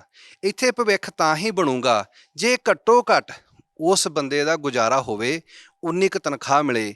ਤੁਸੀਂ ਦੇਖੋ ਇੱਥੇ ਜਿੰਨੀ ਵੀ ਟੈਕਸਟਾਈਲ ਇੰਡਸਟਰੀ ਜਾਂ ਜਿਹੜੀਆਂ ਲੇਬਰਸ ਦੀਆਂ ਜੌਬਸ ਆ, ਜੇ ਤੁਸੀਂ ਉੱਥੇ ਜਦੋਂ ਤਨਖਾਹਾਂ ਬਾਰੇ ਚੱਲ ਜਾਓ, ਚਾਹੇ ਕਿਸੇ ਵੀ ਪ੍ਰਾਈਵੇਟ ਇੰਡਸਟਰੀ 'ਚ, ਐਂਡ ਅਪ 5 7 10 12,000 'ਚ ਹੋ ਜਾਂਦਾ। ਅੱਜ ਦੀ ਮਹਿੰਗਾਈ ਦੇ ਜ਼ਮਾਨੇ ਵਿੱਚ ਉਹਦੇ ਨਾਲ ਗੁਜ਼ਾਰਾ ਨਹੀਂ ਹੋ ਸਕਦਾ ਹੈਗਾ। ਤੇ ਅਸੀਂ ਕਿਵੇਂ ਆਪਣਾ ਪ੍ਰਵਾਸ ਨੂੰ ਰੋਕ ਲਵਾਂਗੇ? ਤੇ ਜੇ ਪ੍ਰਵਾਸ ਨੂੰ ਰੋਕਣਾ, ਉਹਦੇ ਲਈ ਸਭ ਤੋਂ ਵੱਡਾ ਹੈ NRI। ਦੇਖੋ ਸਰਕਾਰਾਂ ਵੀ, ਆਪਾਂ ਜਦੋਂ NRI ਸੰਮੇਲਨ ਹੁੰਦੇ ਆ, ਉਹ ਕਹਿੰਦੀਆਂ ਆ ਵੀ ਪੰਜਾਬ ਦੇ ਵਿੱਚ ਵਾਪਸ ਵਪਾਰ ਲਿਆਓ। ਵਪਾਰ ਕੀ ਆ ਸਕਦੇ ਆ? NRI ਨੇ ਆ ਕੇ ਨਾ ਤਾਂ ਖੇਤੀ ਕਰਨੀ, ਨਾ ਕੁਛ ਹੋਰ ਕੰਮ ਕਰ ਸਕਦਾ। ਇਸ ਵੇਲੇ ਜਿਹੜਾ ਇਮੀਡੀਏਟ ਲਿਆ, ਜਿੱਦਾਂ ਆਪਾਂ ਕਹਿੰਦੇ ਵੀ ਭੁੱਖੇ ਵੀ ਤੁਹਾਨੂੰ, ਉਹ ਕਹਿੰਦੇ ਭੁੱਖੇ ਨੂੰ ਬਾਤ ਪਾਓ, ਉਹ ਕਹਿੰਦਾ ਰੋਟੀ। ਪ੍ਰਵਾਸ ਰੋਕਣ ਦੇ ਲਈ ਇੱਕੋ ਹੀ ਹੱਲ ਆ ਵੀ ਜਿੰਨਾ ਅਸੀਂ NRI ਬਾਹਰ ਜਾ ਕੇ ਬੈਠੇ ਆ, ਉਹ ਆਪਣੇ ਪਿੰਡਾਂ ਦੇ ਵਿੱਚ, ਆਪਣੇ ਇਲਾਕਿਆਂ ਦੇ ਵਿੱਚ ਬੱਚਿਆਂ ਦੀ ਯੋਗਤਾ ਦੇ ਅਨੁਸਾਰ ਔਰ ਉਹਨਾਂ ਦੇ ਕੰਮ ਦੇ ਅਨੁਸਾਰ ਇੱਥੇ ਨੌਕਰੀਆਂ ਲਈ ਉਤਸ਼ਾਹਿਤ ਕਰਨ। ਮਾਫ ਕਰਨਾ ਵਿੱਚ ਰੋਕ ਰਿਹਾ, ਕਿਉਂਕਿ ਵਿਦੇਸ਼ਾਂ ਦੇ ਵਿੱਚ ਜੇਕਰ ਅਸੀਂ ਗੱਲ ਕਰਦੇ ਹਾਂ ਤਾਂ ਮਿਨੀਮਮ ਵੇਜ ਰੇਟ ਉਹਨਾਂ ਨੇ ਰੱਖਿਆ ਹੁੰਦਾ ਹੈ ਕਿ ਇਸ ਤੋਂ ਘੱਟ ਦੇ ਉੱਤੇ ਕੰਮ ਨਹੀਂ, ਤੁਹਾਨੂੰ ਤਨਖਾਹ ਜਿਹੜੀ ਆ ਨਹੀਂ ਦਿੱਤੀ ਜਾਊਗੀ। ਤਾਂ ਇਸ ਨੂੰ ਵੀ ਤੁਸੀਂ ਜ਼ਿਹਨ ਦੇ ਵਿੱਚ, ਦਿਮਾਗ ਦੇ ਵਿੱਚ ਰੱਖਦਿਆਂ ਹੋਇਆ ਹੀ ਇਸ ਕੰਪਨੀ ਦੇ ਵਿੱਚ ਰੂਲ ਲਾਗੂ ਕੀਤਾ? ਬਿਲਕੁਲ ਜੀ। ਅਸੀਂ ਜਿਹੜਾ ਵੀ, ਸਾਡੀ ਕੋਸ਼ਿਸ਼ ਇਹ ਆ ਵੀ ਹਰ ਬੱਚਾ ਜਿਹੜਾ ਸਾਡੇ ਕੋਲ ਆ ਗਿਆ, ਉਹ ਖੁਸ਼ੀ ਨਾਲ, ਦੇਖੋ ਜਿਹੜਾ ਬੰਦਾ ਫਾਈਨੈਂਸ਼ੀਅਲੀ ਸਟੇਬਿਲਿਟੀ ਨਹੀਂ, ਜੇ ਉਹਦੇ ਘਰ ਦਾ ਚੁੱਲ੍ਹਾ ਤੇ ਉਹਦੇ ਘਰ ਦੇ ਅੱਜ ਦੇ ਬਿਜਲੀ ਬੱਤੀਆਂ ਦੇ ਬਿੱਲ ਤੇ ਮੋਟਰਸਾਈਕਲ 'ਚ ਤੇਲ ਨਹੀਂ ਪੈਂਦਾ, ਤੇ ਉਹਦੇ ਕੰਮ ਕਰਨ ਦਾ ਕੋਈ ਫਾਇਦਾ ਨਹੀਂ ਹੈਗਾ। ਇਹਨਾਂ ਹੀ ਕਾਰਨ ਕਰਕੇ ਫਿਰ ਉਹ ਮੈਂ ਪ੍ਰਵਾਸ ਅੱਖਰ 'ਤੇ ਆਉਣਾ। ਅਤੇ ਜੇ ਅਸੀਂ ਪ੍ਰਵਾਸ ਨੂੰ ਰੋਕਣਾ ਆ, ਤਾਂ ਸਾਡੀ ਪਹਿਲੀ ਇਹੀ ਆ ਕਿ ਬੱਚਿਆਂ ਨੂੰ ਜਿਹੜੀ ਤਨਖਾਹ ਆ ਉਹ ਉਸ ਤਰੀਕੇ ਨਾਲ ਦਿੱਤੀ ਜਾਵੇ, ਅਤੇ ਤਾਂ ਕਿ ਉਹ ਉਹਨਾਂ ਦਾ ਘਰ ਦਾ ਗੁਜ਼ਾਰਾ ਵਧੀਆ ਤਰੀਕੇ ਨਾਲ ਹੋ ਸਕੇ ਜੀ। ਔਰ ਨਾਲ ਨਾਲ ਮੈਂ ਚਾਹੁੰਦਾ ਕਿ ਤੁਸੀਂ ਮੁਲਾਕਾਤ ਵੀ ਕਰਾਓ, ਔਰ ਕੀ ਕੀ ਕੰਮ ਇਹਨਾਂ ਦਾ ਰਹਿੰਦਾ ਹੈ ਔਰ ਕਿਸ ਤਰੀਕੇ ਨਾਲ ਇੱਥੇ ਬੈਠ ਕੇ ਕੰਮ ਕਰਦੇ ਨੇ, ਉਹ ਵੀ ਜ਼ਰੂਰ ਦਰਸ਼ਕਾਂ ਤੱਕ ਪਹੁੰਚਾਓ ਜੀ। ਹਰਪ੍ਰੀਤ ਸਿੰਘ ਜੀ ਇਹ ਤੇ ਕਿਰਨਜੀਤ ਕੌਰ, ਇਹ ਓਵਰਆਲ ਸਾਰਾ ਹੀ ਜਿਹੜਾ ਇੱਥੇ ਇਸ ਆਪਰੇਸ਼ਨ ਨੂੰ ਦੇਖ ਰਹੇ ਆ, ਤੇ ਹਾਇਰਿੰਗ ਕਰਨਾ ਜਾਂ ਜੋ ਕੁਝ ਵੀ ਕਰਨਾ ਆ, ਉਹ ਇਹਨਾਂ ਦੀ ਦੇਖ ਰੇਖ 'ਚ ਹੀ ਹੁੰਦਾ ਆ ਜੀ। ਤਾਂ ਹਰਪ੍ਰੀਤ, ਤੁਸੀਂ ਹਾਇਰਿੰਗ ਕਰ ਰਹੇ ਹੋ, ਪੰਜਾਬ ਦੇ ਵਿੱਚ ਹੀ ਨੌਜਵਾਨਾਂ ਨੂੰ ਰੁਜ਼ਗਾਰ ਦੇ ਰਹੇ ਹੋ, ਤਾਂ ਕੀ ਇਸ ਵੇਲੇ ਤੁਹਾਨੂੰ ਤਸਵੀਰ ਨਜ਼ਰ ਆ ਰਹੀ ਹੈ? ਕਿਉਂਕਿ ਪੰਜਾਬ ਦੇ ਵਿੱਚ ਜੇਕਰ ਵਿਦਿਆਰਥੀ ਬੱਚੇ ਰਹਿ ਕੇ ਇੱਥੇ ਰੁਜ਼ਗਾਰ ਪ੍ਰਾਪਤ ਕਰਦੇ ਨੇ, ਇੱਕ ਤਾਂ ਆਪਣੀ ਜੜ੍ਹਾਂ ਨਾਲ ਜੁੜਨਗੇ, ਔਰ ਨਾਲ ਹੀ ਉਹਨਾਂ ਦੇ ਵੱਲੋਂ ਆਪਣੇ ਘਰਦਿਆਂ ਦਾ ਵੀ ਧਿਆਨ ਜਿਹੜਾ ਹੈ ਉਹ ਜ਼ਿਆਦਾ ਦਿੱਤਾ ਜਾਊ। ਦੇਖੋ ਜੀ, ਜਿਸ ਤਰ੍ਹਾਂ ਆਪਾਂ ਭਾਜੀ ਨੇ ਪਹਿਲਾਂ ਹੀ ਗੱਲ ਕੀਤੀ ਹੈ ਕਿ ਇੱਧਰ ਮੁੰਡਿਆਂ ਦੇ ਵਿੱਚ ਅੱਜ ਕੱਲ੍ਹ, ਜੇ ਆਪਾਂ ਕਹੇ ਜੇ ਨੌਜਵਾਨ ਪੀੜ੍ਹੀ ਦੇ ਵਿੱਚ ਬਾਹਰ ਜਾਣ ਦਾ ਰੁਝਾਨ ਬਹੁਤ ਜ਼ਿਆਦਾ ਆ। ਅਗਰ ਆਪਾਂ ਇੱਧਰ ਹੀ ਉਹਨਾਂ ਨੂੰ ਕੋਈ ਵਧੀਆ ਤਰੀਕੇ ਦੇ ਨਾਲ ਕੰਮ ਦੇ ਦਈਏ, ਤਾਂ ਆਪਾਂ ਉਹਨੂੰ ਕਾਫੀ ਹੱਦ ਤੱਕ ਰੋਕ ਸਕਦੇ ਹਾਂ। ਇਸ ਦੇ ਨਾਲ ਸਾਡਾ ਆਉਣ ਵਾਲਾ ਫਿਊਚਰ ਵੀ ਵਧੀਆ ਹੋਵੇਗਾ, ਪੰਜਾਬ ਦਾ ਭਵਿੱਖ ਵੀ ਵਧੀਆ ਹੋਵੇਗਾ, ਅਤੇ ਹੋਰ ਵੀ ਕਾਫੀ ਜਿਹੜੀਆਂ ਸਮੱਸਿਆਵਾਂ ਜੇ ਕੋਈ ਵੀ ਆ ਰਹੀਆਂ ਹਨ, ਉਹਨੂੰ ਆਪਾਂ ਲੋਕਲ ਲੈਵਲ 'ਤੇ ਆਪਣੇ 'ਤੇ ਸੁਲਝਾ ਸਕਦੇ ਹਾਂ। ਔਰ ਕੀ ਫਿਰ ਸੀਨ ਕਿਵੇਂ ਰਹਿੰਦਾ ਹੈ ਜੀ ਇਸ ਵੇਲੇ? ਸ਼ਿਫਟ ਕਿੰਨੇ ਵਜੇ ਸ਼ੁਰੂ ਹੁੰਦੀ ਹੈ ਔਰ ਕਿੰਨੇ ਵਜੇ ਤੱਕ ਇਹਨਾਂ ਦੀ ਡਿਊਟੀ ਜਿਹੜੀ ਹੈ ਉਹ ਚੱਲਦੀ ਹੈ? ਸ਼ਾਮ ਨੂੰ 7 ਵਜੇ ਸਾਡਾ ਟਾਈਮਿੰਗ ਸ਼ੁਰੂ ਹੁੰਦਾ ਹੈ ਜੀ, ਅਤੇ ਮੋਸਟਲੀ 4 ਵਜੇ ਜਿਹੜਾ ਆ ਇਹ ਖਤਮ ਹੋ ਜਾਂਦਾ ਜੀ। ਤਾਂ ਤੁਸੀਂ ਕੀ ਦੇਖਦੇ ਹੋ ਇੱਥੇ, ਔਰ ਕਿਸ ਤਰੀਕੇ ਦੇ ਨਾਲ ਤੁਹਾਡੇ ਵੱਲੋਂ ਯੋਗਦਾਨ ਇਸ ਕੰਪਨੀ ਦੇ ਵਿੱਚ? ਜੀ, ਇਹ ਜਿਹੜੀ ਕੰਪਨੀ ਆ, ਇਹ 'ਚ ਡਿਫਰੈਂਟ ਡਿਪਾਰਟਮੈਂਟਸ ਨੇ। ਸੋ ਇੱਕ ਆਪਰੇਸ਼ਨ ਦਾ ਵੀ ਬਹੁਤ ਮੇਜਰ ਰੋਲ ਹੈ ਔਰ ਉਹ ਹਿੱਸਾ ਹੈ। ਸੋ ਜਿਹੜਾ ਆਪਰੇਸ਼ਨ ਟੀਮ ਹੈ, ਉਹ ਬੇਸਿਕਲੀ ਤਾਂ ਇਸ ਕੰਪਨੀ ਦੀ ਸਾਰੀ ਜਿਹੜੀ ਓਵਰਆਲ ਟੀਮ ਐਲੋਕੇਸ਼ਨ ਹੈ, ਕੰਮ ਦੀ ਰਿਸਪੌਂਸਿਬਿਲਿਟੀ ਦੇਣਾ, ਟ੍ਰੇਨਿੰਗ ਦੇਣਾ। So one of a helping hand ਤੁਸੀਂ ਕਹਿ ਸਕਦੇ ਹੋ ਵੀ ਮੈਂ ਹਰ ਚੀਜ਼ 'ਚ ਬਰਾਬਰ ਦੀ ਭਾਗੀਦਾਰ ਹਾਂ।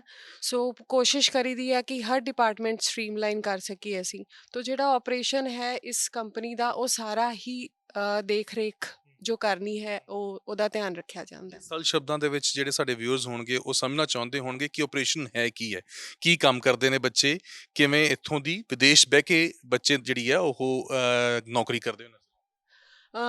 ਜੀ, ਅਸੀਂ ਇੱਕ ਤਰ੍ਹਾਂ ਤੁਸੀਂ ਕਹਿ ਸਕਦੇ ਹੋ, ਪ੍ਰੋਪਰ ਬੈਂਕਿੰਗ ਤਾਂ ਨਹੀਂ ਵਰਤ ਸਕਦੇ। ਹਾਂਜੀ, kind of a finance company ਕਹਿ ਸਕਦੇ ਹਾਂ ਅਸੀਂ। ਲੌਜਿਸਟਿਕ ਕੰਪਨੀਜ਼ ਦੇ ਔਰ ਬ੍ਰੋਕਰਸ ਦੇ ਮਿਡੀਓਕਰ ਹੈਗੇ ਆ, ਜਿਹੜੇ ਕਿ ਉਹਨਾਂ ਦਾ ਜਿਹੜੀ ਪੇਮੈਂਟਸ ਹੁੰਦੀ ਆ, ਬ੍ਰੋਕਰ ਤੋਂ ਲੈਣਾ, ਲੋਟਸ ਦੀ ਪੇਮੈਂਟਸ ਲੈਣਾ, ਅਸੀਂ ਉਹ ਸਾਰਾ ਉਹਨਾਂ ਦਾ ਤਾਲਮੇਲ ਕਰਦੇ ਹਾਂ ਜੀ। ਸੋ ਉਹਨਾਂ ਤੱਕ ਪੇਮੈਂਟ ਪਹੁੰਚਾਉਣਾ, ਪੇਮੈਂਟ ਲੈਣਾ, ਉਹਨਾਂ ਦੇ ਸਾਰੀ ਡਾਕੂਮੈਂਟੇਸ਼ਨ ਦੇਖਣਾ। ਸੋ ਜਿਵੇਂ ਕਿ ਤੁਸੀਂ ਨਾਮ ਹੀ ਬਾਹਰ ਪੜ੍ਹਿਆ ਹੋਏਗਾ ਕੰਪਨੀ ਦਾ, ਜਾਂ ਤੁਸੀਂ ਨਾਮ ਜੋ ਜਾਣਦੇ ਹੋ, ਹਰਜਸ ਫਾਈਨੈਂਸ਼ੀਅਲ। ਸੋ ਫਾਈਨੈਂਸ਼ੀਅਲ ਵਰਡ ਦਾ ਇਸਤੇਮਾਲ ਹੋਇਆ ਤਾਂ ਆਪਣੇ ਆਪ ਹੀ ਦੱਸਦਾ ਹੈ ਵੀ ਅਸੀਂ ਕਿਤੇ ਨਾ ਕਿਤੇ ਪੇਮੈਂਟਸ ਦੇ ਵਿੱਚ ਲੈਣ ਦੇਣ ਕਰਦੇ ਹਾਂ। ਤਾਂ ਬਰਜਿੰਦਰ ਜੀ, ਜਿਵੇਂ ਤੁਸੀਂ ਇੱਥੇ ਇਸ ਸੈਟਅਪ ਨੂੰ ਲਗਾਇਆ ਹੈ, ਤਾਂ ਕਿਉਂ ਹੋਰ ਕੰਪਨੀਆਂ ਪੰਜਾਬ ਦੇ ਵਿੱਚ ਇਸ ਤਰੀਕੇ ਦਾ ਸੈਟਅਪ ਨਹੀਂ ਲਗਾ ਪਾਉਂਦੀਆਂ? ਕੀ ਕਮੀ ਰਹਿੰਦੀ ਹੈ ਕਿਸੇ ਬੱਚਿਆਂ ਦੀ, ਜਾਂ ਫਿਰ ਕੋਈ ਹੋਰ ਸਹਿਯੋਗ ਨਹੀਂ ਮਿਲ ਪਾਉਂਦਾ, ਇਸ ਕਰਕੇ ਉਹਨਾਂ ਦੇ ਵੱਲੋਂ ਇਸ ਦੇ ਵੱਲ ਪਹਿਲ ਨਹੀਂ ਕੀਤੀ? ਮੇਰੇ ਖਿਆਲ ਅਸੀਂ ਲਾਈਫ ਦੇ ਵਿੱਚ ਸ਼ਾਰਟਕਟ ਜਾਂ ਈਜ਼ੀ ਸੌਖਾ ਚੀਜ਼ਾਂ ਨੂੰ ਭਾਲਦੇ ਹਾਂ। ਕਿਉਂ ਇੱਕ ਪਿੰਡ ਵਿੱਚ ਕੰਮ ਨੂੰ ਸਟੈਬਲਿਸ਼ ਕਰਨਾ ਆਪਣੇ ਆਪ 'ਚ ਹੀ ਇੱਕ ਚੈਲੰਜ ਆ। ਉਹਦੇ ਵਿੱਚ ਬਿਜਲੀ ਦੇ ਕੱਟ ਔਰ ਇੰਟਰਨੈਟ ਸੁਵਿਧਾਵਾਂ ਜਾਂ ਟਰਾਂਸਪੋਰਟੇਸ਼ਨ ਕਹਿ ਲਓ, ਉਹਨਾਂ ਚੈਲੰਜ ਨੂੰ ਨਹੀਂ ਲੈਂਦੇ ਹੋਏ ਵੀ ਈਜ਼ੀ ਐਕਸੈਸ ਕਰਦੇ ਹਾਂ ਵੀ ਅਸੀਂ ਕੰਪਨੀ ਵੱਡੇ ਸ਼ਹਿਰ 'ਚ ਖੋਲ੍ਹ ਲਈਏ, ਅਤੇ ਉਹ ਇੱਕ ਵੱਡਾ ਰੀਜ਼ਨ ਆ। ਪਰ ਦੇਖੋ, ਜਦੋਂ ਨਾ ਮੈਂ 2 ਸਾਲ ਪਹਿਲਾਂ ਪੰਜਾਬ ਵਿੱਚ ਆਇਆ, ਅਤੇ ਮੈਂ ਇੱਕ ਦਿਨ ਬੈਠ ਕੇ ਸੋਚਾਂ ਕਿ ਮੈਂ ਇੱਥੇ ਕਿਹਨੂੰ ਦੋਸਤ ਮਿੱਤਰ, ਜਾਂ ਕਿਉਂਕਿ ਸਾਰੇ ਲੋਕ ਤਾਂ ਬਾਹਰ ਜਾਈ ਜਾ ਰਹੇ ਆ ਅਤੇ ਸਾਡੀ ਵੀ ਰਿਸ਼ਤੇਦਾਰੀ 'ਚ ਇੱਥੇ ਕੋਈ ਨਹੀਂ ਹੈਗਾ। ਅਤੇ ਜਦੋਂ ਮੈਂ ਬੈਠ ਕੇ ਸੋਚਦਾ ਸੀ ਵੀ ਮੇਰਾ ਦਾਇਰਾ ਕਿਵੇਂ ਆ, ਮੇਰੇ ਬੱਚੇ ਮੇਰੇ ਕੋਲ ਕਿਉਂ ਆਉਣ, ਉਹਨਾਂ ਕੋਲ ਕੀ ਚੀਜ਼ ਆ, ਅਤੇ ਉਹਦੇ ਲਈ ਜਿਹੜਾ ਮੇਰੇ ਸਭ ਤੋਂ ਵੱਡਾ ਇਹ ਦਿਮਾਗ ਵਿੱਚ ਆਇਆ ਕਿ ਆਪਾਂ ਨੂੰ ਇੱਥੇ ਇੱਕ ਕੰਪਨੀ ਖੋਲ੍ਹਣੀ ਚਾਹੀਦੀ ਆ, ਤਾਂ ਕਿ ਬੱਚੇ ਵੀ ਉਹਦੇ 'ਚ ਇਨਵੋਲਵ ਹੋਣ, ਅਤੇ ਜਦੋਂ ਬੱਚੇ ਇਨਵੋਲਵ ਹੋ ਗਏ ਅਤੇ ਉਹ ਆਪੇ ਪੰਜਾਬ ਦੇ ਨਾਲ ਜੁੜ ਗਏ। ਸੋ ਬੇਸਿਕਲੀ ਸਾਡਾ ਜਿਹੜਾ ਮੇਨ ਫੋਕਸ ਆ ਉਹ ਇਹੀ ਆ ਕਿ ਅਸੀਂ ਦੁਬਾਰਾ ਇਸ ਆਪਣੀ ਧਰਤੀ ਨਾਲ ਜੁੜੀਏ। ਚੈਲੰਜਸ ਤੁਹਾਡੇ ਵਾਸਤੇ ਕੀ ਰਹੇ? ਫਿਰ ਉਹ ਭਾਵੇਂ ਸੈਟਅਪ ਹੋਵੇ ਜਾਂ ਫਿਰ ਹੋਰ ਕਿਸੇ ਵੀ ਤਰੀਕੇ ਦੀ ਜੇਕਰ ਆਪਾਂ ਗੱਲ ਕਰੀਏ, ਤਾਂ ਕੀ ਚੈਲੰਜਸ ਮੁੱਖ ਤੌਰ ਦੇ ਉੱਤੇ ਤੁਹਾਡੇ ਵਾਸਤੇ ਰਹੇ? ਮੇਰੇ ਖਿਆਲ ਚੈਲੰਜ ਸਾਨੂੰ ਤਾਂ ਕੋਈ ਆਇਆ ਨਹੀਂ ਜੀ। ਸਾਡੀ ਮੀਟਿੰਗ ਵਿੱਚ ਡਿਸਕਸ ਅਸੀਂ ਜ਼ਰੂਰ ਕੀਤੇ, ਪਰ ਮੇਰਾ ਕੌਨਫੀਡੈਂਸ ਇੰਨਾ ਜ਼ਿਆਦਾ ਸੀ, ਮੈਂ ਕਿਹਾ ਸੀ ਨਹੀਂ, ਕੰਮ ਖੋਲ੍ਹਣਾ ਅਤੇ ਪਿੰਡ 'ਚ ਖੋਲ੍ਹਣਾ, ਤੁਹਾਨੂੰ ਕੋਈ ਚੈਲੰਜ ਨਹੀਂ ਆਊਗਾ। ਇਹ ਇੱਕ ਜਾਣੀ ਕਿ ਆਮ ਦਿਮਾਗ ਦੀ ਇੱਕ ਕਾਢ ਆ ਵੀ ਜਿਹੜਾ ਉਹਨੂੰ ਲੱਗਦਾ ਵੀ ਸ਼ਾਇਦ ਸਾਨੂੰ ਵੀ ਉਹ ਚੀਜ਼ਾਂ ਹੋਊਗੀਆਂ, ਅਤੇ ਮੈਂ ਇਹ ਕਹਾਂ ਵੀ ਵਾਹਿਗੁਰੂ ਦੀ ਕਿਰਪਾ ਨਾਲ ਸਾਨੂੰ ਤਾਂ ਕੋਈ ਚੈਲੰਜ ਨਹੀਂ ਆਇਆ ਜੀ। ਦੇਖੋ, ਇਹ ਛੰਨ ਆ, ਅਤੇ ਛੰਨ ਨੂੰ ਹੀ ਅਸੀਂ ਓਵਰਆਲ ਡਿਵੈਲਪ ਇਸ ਨੂੰ ਕਰ ਲਿਆ। ਅਤੇ ਜੇ ਅਸੀਂ ਸ਼ਹਿਰ ਦੇ ਵਿੱਚ ਵੀ ਕੋਈ ਰੈਂਟਲ ਦੇਖਦੇ ਜਾਂ ਹੋਰ ਤੁਸੀਂ ਜਿਹੜੀਆਂ ਵੱਡੀ ਬਿਲਡਿੰਗ ਨੂੰ ਦੇਖਦੇ, ਅਤੇ ਉਹਦੇ ਨਾਲੋਂ ਵੀ ਸਾਨੂੰ ਇਹ ਸਾਰ ਲੱਗਾ ਵੀ ਆਪਾਂ ਬਿਲਕੁਲ ਪੰਜਾਬ ਦੀ ਜੜ੍ਹ ਦੇ ਵਿੱਚ ਹੀ ਪਿੰਡ ਦੇ ਵਿੱਚ ਬੈਠ ਕੇ ਆਪਣਾ ਕੰਮ ਸ਼ੁਰੂ ਕਰਨਾ ਹੈ ਜੀ। ਟੀਮ ਇੱਥੇ ਮੌਜੂਦ ਹੈ, ਤਾਂ ਕਿਵੇਂ ਇਸ ਵੇਲੇ ਤੁਹਾਡੇ ਵੱਲੋਂ ਯੋਗਦਾਨ ਪਾਇਆ ਜਾ ਰਿਹਾ? ਔਰ ਜਿਵੇਂ ਦੱਸਿਆ ਕਿ ਚੰਡੀਗੜ੍ਹ ਤੋਂ ਪੰਜਾਬ ਦੇ ਬਹੁਤ ਸਾਰੇ ਨੌਜਵਾਨ ਇਹ ਕੋਸ਼ਿਸ਼ ਕਰਦੇ ਹੁੰਦੇ ਆ ਕਿ ਚੰਡੀਗੜ੍ਹ ਨੌਕਰੀ ਮਿਲ ਜੇ, ਚੰਡੀਗੜ੍ਹ ਵਾਲੇ ਇਹ ਕੋਸ਼ਿਸ਼ ਕਰਦੇ ਹੁੰਦੇ ਆ ਕਿ ਮੈਟਰੋ ਸਿਟੀਜ਼ ਦੇ ਵੱਲ ਚਲੇ ਜਾਈਏ ਜਾਂ ਫਿਰ ਵਿਦੇਸ਼ ਚਲੇ ਜਾਈਏ। ਤੁਸੀਂ ਕਿਵੇਂ ਚੰਡੀਗੜ੍ਹ ਤੋਂ ਪਿੰਡ ਤੱਕ ਪਹੁੰਚਦੇ? ਮੇਰੇ ਖਿਆਲ ਨਾਲ ਇਹ ਜਿਵੇਂ ਕਿ ਆਪਾਂ ਹੁਣ ਗੱਲ ਕਰ ਰਹੇ ਹਾਂ ਵੀ ਜੋ ਸਿਸਟਮ ਆਪਣੇ ਪੰਜਾਬ ਦਾ ਜਾਂ ਐਜੂਕੇਸ਼ਨ ਸਿਸਟਮ ਦੀ ਗੱਲ ਕਰੀਏ, ਇੰਪਲੋਇਮੈਂਟ ਦੀ ਗੱਲ ਕਰੀਏ, ਸੋ ਇੱਕ ਬਹੁਤ ਵਾਰ ਮਨ 'ਚ ਖਿਆਲ ਆਉਂਦਾ ਵੀ ਕਦ ਤੱਕ ਆਪਾਂ ਇਹਦੀ ਗੱਲ ਕਰਾਂਗੇ, ਵੀ ਐਜ਼ ਏ ਐਕਸ਼ਨ ਆਪਾਂ ਇਹ 'ਤੇ ਕਦ ਕੰਮ ਕਰਾਂਗੇ। ਸੋ ਮੇਰੇ ਜ਼ਹਿਨ ਦੇ ਵਿੱਚ ਹਮੇਸ਼ਾ ਤੋਂ ਸੀਗਾ ਵੀ ਜੋ ਸਮੱਸਿਆ, ਜੋ ਸਿਸਟਮ 'ਚ ਜੋ ਤਬਦੀਲੀ ਚਾਹੀਦੀ ਹੈ, ਜੋ ਚੇਂਜ ਚਾਹੀਦਾ, ਉਹ ਸਭ ਤੋਂ ਪਹਿਲਾਂ ਤਾਂ ਆਪਦੇ ਆਪ ਤੋਂ ਹੀ ਸ਼ੁਰੂ ਹੋਊਗਾ। ਸੋ ਇਹ ਸੋਚ ਕੇ ਮੈਂ ਕਾਫੀ ਚਿਰ ਤੋਂ ਇਸ ਕੰਪਨੀ ਦੇ ਨਾਲ ਜੁੜਿਆ ਹੋਇਆ ਸੀਗਾ, ਅਤੇ ਹੁਣ ਜਦ ਸਾਡੀ ਵਰਕਲੋਡ ਇੰਕਰੀਜ਼ ਹੋਇਆ ਅਤੇ ਜਦ ਅਸੀਂ ਗੱਲ ਕੀਤੀ, ਅਸੀਂ ਸੋਚਿਆ ਵੀ ਜੇ ਅਸੀਂ ਸ਼ੁਰੂਆਤ ਅਸੀਂ ਨਹੀਂ ਕਰਾਂਗੇ, ਜੇ ਅਸੀਂ ਇੱਕ ਵੇਵ ਅਸੀਂ ਕ੍ਰੀਏਟ ਨਹੀਂ ਕਰਾਂਗੇ, ਜੇ ਪਹਿਲ ਅਸੀਂ ਨਹੀਂ ਕਰਾਂਗੇ, ਅਸੀਂ ਕਦ ਤੱਕ ਸਰਕਾਰ ਵਾਲੀਆਂ, ਅਸੀਂ ਕਦ ਤੱਕ ਦੂਜੇ ਵੱਲ ਦੇਖਦੇ ਰਹਾਂਗੇ, ਵੀ ਕਦ ਤੱਕ ਵੀ ਅਸੀਂ ਆਪ ਇਗਜ਼ਾਮਪਲ ਕਿਉਂ ਨਹੀਂ ਸੈੱਟ ਕਰ ਸਕਦੇ। ਸੋ ਮੈਨੂੰ ਫਿਰ ਬਹੁਤ ਇੰਟਰਸਟਿੰਗ ਲੱਗਿਆ ਇਹ ਚੈਲੰਜ, ਮੈਂ ਐਕਸੈਪਟ ਕਰਨ ਨੂੰ ਤਿਆਰ ਸੀਗਾ। ਸੋ ਮੈਨੂੰ ਫਖਰ ਵੀ ਮਹਿਸੂਸ ਹੋ ਰਿਹਾ ਕਿ ਅਸੀਂ ਉਸ ਸ਼ੁਰੂਆਤ ਦੀ ਇੱਕ ਇਗਜ਼ਾਮਪਲ ਅਸੀਂ ਅੱਜ ਇੱਕ ਦੇ ਸਕਦੇ ਹਾਂ ਸਾਰਿਆਂ ਨੂੰ। ਅਸੀਂ ਆਪ ਇੱਕ ਕੰਮ ਕਰਕੇ, ਜਿਵੇਂ ਹੁਣ ਬਰਜਿੰਦਰ ਜੀ ਕਹਿ ਰਹੇ ਸੀਗੇ ਕਿ ਵੀ ਕੋਈ ਚੈਲੰਜ ਨਹੀਂ, ਮਾਨਸਿਕਤਾ ਹੀ ਹੈ, ਇੱਕ ਵੀ ਮਾਈਂਡਸੈਟ ਹੀ ਆ। ਹੁਣ ਜਿੰਨਾ ਤੁਸੀਂ ਬੋਲੀ ਜਾਓਗੇ ਕਿ ਨਹੀਂ ਕਰ ਸਕਦੇ, ਤਾਂ ਨਹੀਂ ਕਰ ਸਕਦੇ, ਪਰ ਅੱਜ ਅਸੀਂ ਕਰਕੇ ਦਿਖਾਤਾ ਵੀ ਕਰ। ਵਰਕਐਕਸ ਦੀ ਤੁਹਾਡੀ ਗੱਲ ਕਰਾਂ ਤਾਂ ਕਿੱਥੇ ਕਿਤੇ ਇਸ ਤੋਂ ਪਹਿਲਾਂ ਤੁਸੀਂ ਕੰਮ ਕਰ ਚੁੱਕੇ ਹੋ? ਸੋ ਸ਼ਾਰਟ ਸਪੈਨ ਤਾਂ ਮੈਂ ਕਾਫੀ ਥਾਵੇਂ ਕੰਮ ਕੀਤਾ। ਦ ਮੇਜਰਲੀ ਮੇਰਾ ਰੋਲ ਐਜੂਕੇਸ਼ਨ ਸੈਕਟਰ ਦੇ ਵਿੱਚ ਰਿਹਾ, ਅਤੇ ਮੈਂ ਡੈਲ ਦੇ ਵਿੱਚ ਵੀ ਟੈਕਨੀਕਲ ਸਪੋਰਟ 'ਚ ਕੰਮ ਕਰਦਾ ਰਿਹਾ। So these were like the major part of my career. Locations ਕੀ ਆਊਟ ਆਫ ਪੰਜਾਬ ਵੀ ਰਹੀਆਂ? ਜ਼ਿਆਦਾਤਰ ਮੈਂ ਦਿੱਲੀ ਐਂਡ ਚੰਡੀਗੜ੍ਹ ਦੇ ਵਿੱਚ ਹੀ ਰਿਹਾ। ਹਾਂਜੀ, ਥੀਸ 2 ਪਲੇਸਿਸ। ਹਾਂਜੀ। ਹੁਣ ਕਿਵੇਂ ਮਹਿਸੂਸ ਹੁੰਦਾ ਹੈ ਦੁਬਾਰਾ ਫਿਰ ਪਿੰਡ ਦੇ ਵਿੱਚ, ਔਰ ਪਿੰਡ ਦੇ ਵਿੱਚ ਬਹਿ ਕੇ ਇੱਥੇ ਸਾਰਾ ਆਪਰੇਸ਼ਨਸ ਦੇਖਦੇ ਹੋਏ? ਸੋ ਸ਼ਹਿਰ 'ਚ ਰਹਿ ਕੇ ਵੈਸੇ ਪਿੰਡ ਤਾਂ ਮੈਂ ਕਦੀ ਛੱਡਿਆ ਨਹੀਂ ਸੀ, ਦਿਲ ਦੇ ਵਿੱਚ ਪਿੰਡ ਤਾਂ ਹਮੇਸ਼ਾ ਸੀਗਾ ਹੀ ਮੇਰਾ, ਅਤੇ ਹੁਣ ਇੱਕ ਕਾਰਨ ਮਿਲ ਗਿਆ, ਇੱਕ ਵਜ੍ਹਾ ਮਿਲ ਗਈ, ਅਤੇ ਖੁਸ਼ੀ ਹੋਰ ਵੀ ਜ਼ਿਆਦਾ ਹੈਗੀ ਹੈ, ਅਤੇ ਫਖਰ ਮਹਿਸੂਸ ਹੁੰਦਾ ਕਿ ਅਸੀਂ ਇਸ ਚੀਜ਼ ਦਾ ਹਿੱਸਾ ਹੈਗੇ। ਔਰ ਜਿਵੇਂ ਉਹਨਾਂ ਦੱਸਿਆ ਕਿ ਤੁਸੀਂ ਦਿੱਲੀ ਤੋਂ ਹੈਗੇ ਹੋ, ਬਹੁਤ ਸਾਰੇ ਬੱਚੇ ਇੱਥੋਂ ਦੀ ਦਿੱਲੀ ਜਾਂਦੇ ਨੇ ਨੌਕਰੀਆਂ ਲੱਭਣ ਦੇ ਲਈ, ਔਰ ਮਿਲ ਵੀ ਜਾਂਦੀਆਂ ਨੇ, ਕਿਉਂਕਿ ਤਨਖਾਹਾਂ ਭਾਵੇਂ ਪੰਜਾਬ ਨਾਲੋਂ ਥੋੜ੍ਹੀਆਂ ਕੁ ਵੱਧ ਹੋਣ, ਪਰ ਫਿਰ ਉੱਥੇ ਰੁਜ਼ਗਾਰ ਕਾਫੀ ਹੁੰਦਾ ਹੈ। ਤੁਸੀਂ ਦਿੱਲੀ ਤੋਂ ਪਿੰਡ ਦੇ ਵਿੱਚ ਜਦੋਂ ਪਹਿਲੀ ਵਾਰ ਘਰਦਿਆਂ ਨੂੰ ਦੱਸਿਆ ਕਿ ਹਾਂ ਪਿੰਡ ਦੇ ਵਿੱਚ ਨੌਕਰੀ ਮਿਲੀ ਹੈ, ਤਾਂ ਕੀ ਉਹਨਾਂ ਦਾ ਰਿਐਕਸ਼ਨ ਸੀ? Of course, their reaction was like, what? ਪਿੰਡ ਜਾਣਾ ਹੈ? ਤੇ they were like, what will you do there? ਮਤਲਬ what options do you have? You have a good career in Delhi and then you're going back to Pind. You have to start from square one. But then, because I met Paji with a serendipity, and I know the moment I met him, I knew that he's the one, who's gonna change things, dynamics in Punjab, at the level where everyone wants to go out of the Punjab. And he was talking that I want to, set up a good education system so the students can be there.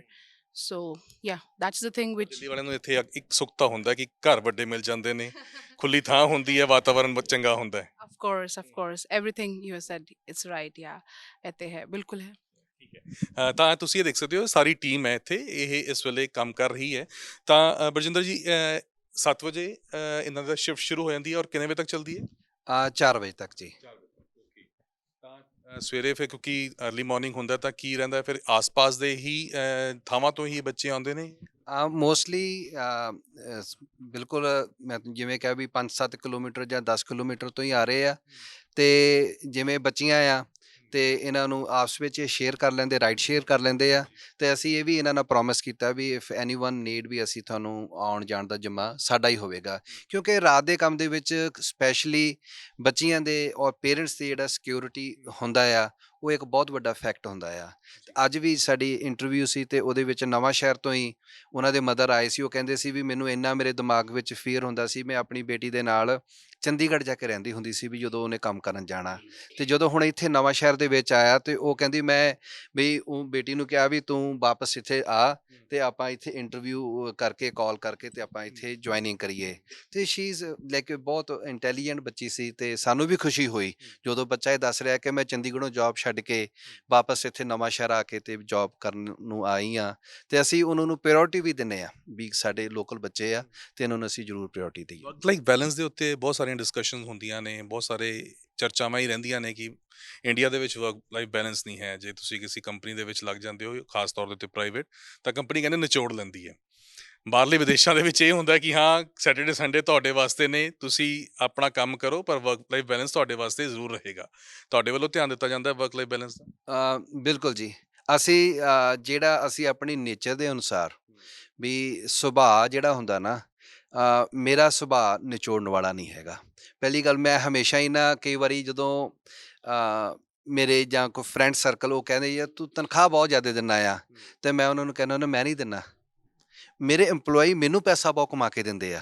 ਸੋ ਉਹੀ ਚੀਜ਼ ਨੂੰ ਅਸੀਂ ਮੱਦੇ ਨਾਲ ਰੱਖਦੇ ਹੋਏ ਸਾਡਾ ਜਿਹੜਾ ਕੰਮ ਵੀ ਆ ਮੰਡੇ ਥਰੂ ਫਰਾਈਡੇ ਹੀ ਆ, ਕੋਈ ਸੈਚਰਡੇ ਸੰਡੇ ਨਹੀਂ ਹੈਗਾ। ਪਰ ਜੇ ਸਾਨੂੰ ਇਨ ਕੇਸ ਕੋਈ ਲੋੜ ਪਵੇ, ਸੋ ਵੀ ਮੇਕ ਸ਼ੋਰ ਵੀ ਪੇ ਦਾ ਐਕਸਟਰਾ ਟਾਈਮ ਜਿਹੜਾ ਉਹਦੇ ਲਈ ਸਾਨੂੰ ਜਿਹੜਾ ਉਹਨਾਂ ਦਾ ਬੱਚਿਆਂ ਦਾ ਐਕਸਟਰਾ ਆਵਰਸ ਆ ਉਹ ਅਸੀਂ ਪੇ ਕਰਾਂਗੇ। ਪਰ ਸਾਡਾ ਕੰਮ ਬਿਲਕੁਲ ਸਿੰਪਲ ਹੈ, ਮੰਡੇ ਥਰੂ ਫਰਾਈਡੇ ਜਿਹੜਾ ਅਮਰੀਕਨ ਟਾਈਮ 'ਚ 8 to 5 ਹੋਣਾ ਆ। ਅਤੇ ਅਸੀਂ ਇਸੇ ਕਰਕੇ ਜਿਵੇਂ ਮੈਂ ਕਿਹਾ ਵੀ 7 ਤੋਂ 4 ਅਤੇ ਬੱਚਿਆਂ ਨੂੰ 15-15 ਮਿੰਟ ਟੀ ਬ੍ਰੇਕ ਹੋ ਗਈ, ਲੰਚ ਬ੍ਰੇਕ ਹੋ ਗਈ, ਅਸੀਂ ਪੂਰਾ ਇਹਨਾਂ ਦਾ ਕੈਫੇਟੇਰੀਆ ਬਣਾ ਕੇ ਦੇ ਰਹੇ ਹਾਂ, ਅਤੇ ਤਾਂ ਕਿ ਵੀ ਜਿਹੜਾ ਆ ਇਹ ਆਪਣੀ ਚਾਹ ਰੋਟੀ ਪਾਣੀ ਪੂਰਾ ਪ੍ਰੋਪਰ ਟਾਈਮ ਦੇ ਨਾਲ ਦੇਖਿਆ ਬਾਹਰ ਬੈਡਮਿੰਟਨ ਨੈਟ ਵੀ ਲਾਇਆ, ਰਿਕ੍ਰੀਏਸ਼ਨਲ ਐਕਟੀਵਿਟੀਜ਼ ਵੀ ਆ ਕੇ। ਹਾਂ, ਹੁਣ ਵਾਲੀਬਾਲ ਵੀ ਕਹਿੰਦੇ ਵੀ ਸਾਨੂੰ ਇੱਕ ਵੀ ਬਣਾ ਕੇ ਦੇਵੋ ਗਰਾਊਂਡ, ਅਤੇ ਅਸੀਂ ਉਹ ਵੀ ਬਣਾਵਾਂਗੇ, ਕਿਉਂਕਿ ਸਪੋਰਟਸ ਜਿਹੜਾ ਬੱਚੇ ਨੂੰ ਉਹਦੇ ਦਿਮਾਗ ਨੂੰ ਫੋਕਸ ਕਰਨ ਲਈ, ਉਹਦੀ ਰਿਲੈਕਸੇਸ਼ਨ, ਜੇ ਦਿਨ ਭਰ ਕੁਛ ਵੀ ਉਹ ਜਿਹਦੇ ਫੈਮਿਲੀ 'ਚ ਰਹਿੰਦਾ ਜਾਂ ਕੁਛ ਹੁੰਦਾ ਆ, ਅਤੇ ਜਿਹੜੀ ਸਪੋਰਟਸ ਆ ਉਹਨੂੰ ਉਹ ਐਨਰਜੀ ਦਿੰਦੀ ਆ। ਅਤੇ ਅਸੀਂ ਇਸੇ ਕਰਕੇ ਜਿਹੜਾ ਹਲੇ ਬੈਡਮਿੰਟਨ ਦਾ ਸ਼ੁਰੂ ਕੀਤਾ ਆ, ਅਤੇ ਜੋ ਵੀ ਆਉਣ ਵਾਲੇ ਸਮੇਂ ਦੇ ਵਿੱਚ ਬੱਚੇ ਜੇ ਹੋਰ ਵੀ ਰਿਕੁਆਇਰਡ ਕਰੂਗੇ, ਵੈਸੇ ਮੈਨੂੰ ਇਹ ਕਹਿੰਦੇ ਸੀ ਵੀ ਵਾਲੀਬਾਲ ਦਾ ਸਾਨੂੰ ਜ਼ਰੂਰ ਬਣਾ ਦਿਓ। ਚੰਗੀ ਗੱਲ ਹੈ, ਕਿਉਂਕਿ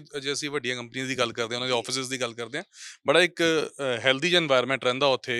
ਈਵਨ ਕਿ ਕਈ ਥਾਵਾਂ ਦੇ ਤਾਂ ਉੱਥੇ ਤੁਸੀਂ ਆਪਣੇ ਪੈਟਸ ਲੈ ਕੇ ਜਾ ਸਕਦੇ ਹੋ, ਬੱਚਿਆਂ ਵਾਸਤੇ ਸਪੈਸ਼ਲ ਕ੍ਰੈਚ ਹੁੰਦੇ ਨੇ। ਤਾਂ ਜੇ ਇਹੋ ਜਿਹੇ ਇਨਵਾਇਰਮੈਂਟ ਮਿਲਣ ਲੋਕਾਂ ਨੂੰ ਔਰ ਖਾਸ ਤੌਰ ਦੇ ਉੱਤੇ ਇੰਪਲੋਇਜ਼ ਨੂੰ, ਤਾਂ ਮੈਨੂੰ ਲੱਗਦਾ ਕਿ ਉਹ ਵਧੀਆ ਬੈਲੈਂਸ ਰਹਿੰਦਾ। ਦੇਖੋ, ਮੈਂ ਗੁਰੂ ਸਾਹਿਬ ਕਹਿੰਦੇ ਦਾਵਾ ਕੋਈ ਚੀਜ਼ ਨਹੀਂ ਹੁੰਦੀ, ਪਰ ਮੈਂ ਇੱਕ ਜ਼ਿੰਦਗੀ 'ਚ ਅੱਖਰ ਸਿੱਖਿਆ। ਮੈਂ 2011 ਵਿੱਚ ਇੱਕ ਸਕੂਲ ਬਣਾਇਆ CBSE, ਅਤੇ ਕਿਉਂਕਿ ਮੈਂ ਐਜੂਕੇਟਡ ਪਰਸਨ ਨਹੀਂ ਹੈਗਾ, ਅਤੇ ਮੈਨੂੰ ਇੱਕ ਮੇਰੇ ਚੈਲੰਜ ਸੀ ਲਾਈਫ ਦੇ ਵਿੱਚ ਵੀ ਤੂੰ ਤਾਂ ਪੜ੍ਹਿਆ ਨਹੀਂ, ਤੂੰ ਸਕੂਲ ਕਿਉਂ ਬਣਾਉਣ ਲੱਗਾ। ਅਤੇ ਮੈਂ ਇਹਦੇ ਡਿਸਕਸ ਬੰਦੇ ਨਾਲ ਕਰਦਾ ਸੀ, ਮੈਂ ਕਿਹਾ ਯਾਰ ਇਹ ਕਿਵੇਂ ਹੋ ਰਿਹਾ ਆ। ਕਹਿੰਦਾ ਭਾਜੀ ਲਾਈਫ ਦੇ ਵਿੱਚ ਇੱਕ ਵਿਜ਼ਨ ਚਾਹੀਦਾ ਆ। ਅਤੇ ਮੈਂ ਸ਼ੁਰੂ 'ਚ ਕਿਹਾ ਸੀ ਵੀ ਪੰਜਾਬ ਕਿਉਂ ਪਛੜ ਗਿਆ, the politician we have, ਉਹਨਾਂ ਦੇ ਕੋਲ ਵਿਜ਼ਨ ਨਹੀਂ ਸੀ ਵੀ ਪੰਜਾਬ ਦੇ ਵਿੱਚ ਸਮੇਂ ਦੇ ਹਾਣੀ ਨੌਕਰੀਆਂ ਨੂੰ ਕਿਵੇਂ ਲਿਆਂਦਾ ਜਾਵੇ। ਜੇ ਬੰਗਲੌਰ, ਹੈਦਰਾਬਾਦ ਜਾਂ ਅਸੀਂ ਮਨੀਲਾ ਵਰਗੀਆਂ, ਫਿਲੀਪੀਨ ਵਰਗੀਆਂ ਕੰਟਰੀ ਜਿਹੜੇ ਆਊਟਸੋਰਸ 'ਤੇ ਆਪਣੇ ਦੇਸ਼ ਨੂੰ ਜਿਨ੍ਹਾਂ ਨੇ ਬਹੁਤ ਤਰੱਕੀਆਂ 'ਤੇ ਲੈ ਗਏ, ਕਿਉਂਕਿ ਜਿਹੜਾ ਯੂਰਪੀਅਨ, ਅਮਰੀਕਨ, ਕੈਨੇਡੀਅਨ ਜਿਹੜਾ ਕਲਚਰ ਸੀ, ਉੱਥੇ ਤਨਖਾਹਾਂ ਡਾਲਰ ਵੈਲਿਊ ਹੋਣ ਕਰਕੇ ਉਹਨਾਂ ਨੂੰ ਇਹ ਆ ਵੀ ਅਸੀਂ ਕਸਟਮਰ ਕੇਅਰ ਜਿੰਨੇ ਵੀ ਮੈਕਸੀਮਮ ਹੋਣ ਅਤੇ ਉਹ ਅਸੀਂ IT ਇੰਡਸਟਰੀ ਨੂੰ ਆਊਟਸੋਰਸ ਕਰੀਏ। ਅਸੀਂ ਉਹਦੇ ਪਛੜ ਗਏ। ਪਰ ਮੇਰਾ ਆਪਣਾ ਨਿੱਜੀ ਹੈ, ਜਿਵੇਂ ਮੈਂ ਕਿਹਾ ਵੀ ਦਾਅਵਾ ਨਹੀਂ ਕਰ ਸਕਦੇ, ਪਰ ਮੇਰੀ ਇਹ ਆ ਵੀ ਇਸ ਪਿੰਡ ਦੇ ਵਿੱਚ ਵੀ ਆਉਣ ਵਾਲੇ 2-3 ਸਾਲ ਦੇ ਵਿੱਚ ਪੂਰੀ ਵੱਡੀ ਬਿਲਡਿੰਗ ਹੋਊਗੀ, 100 ਬਾਈ 100 ਦੀ ਐਟਲੀਸਟ, ਅਤੇ ਘੱਟੋ ਘੱਟ 200-300 ਬੱਚਾ ਜਿਹੜਾ ਉਹਦੇ ਵਿੱਚ ਕੰਮ ਕਰੂਗਾ।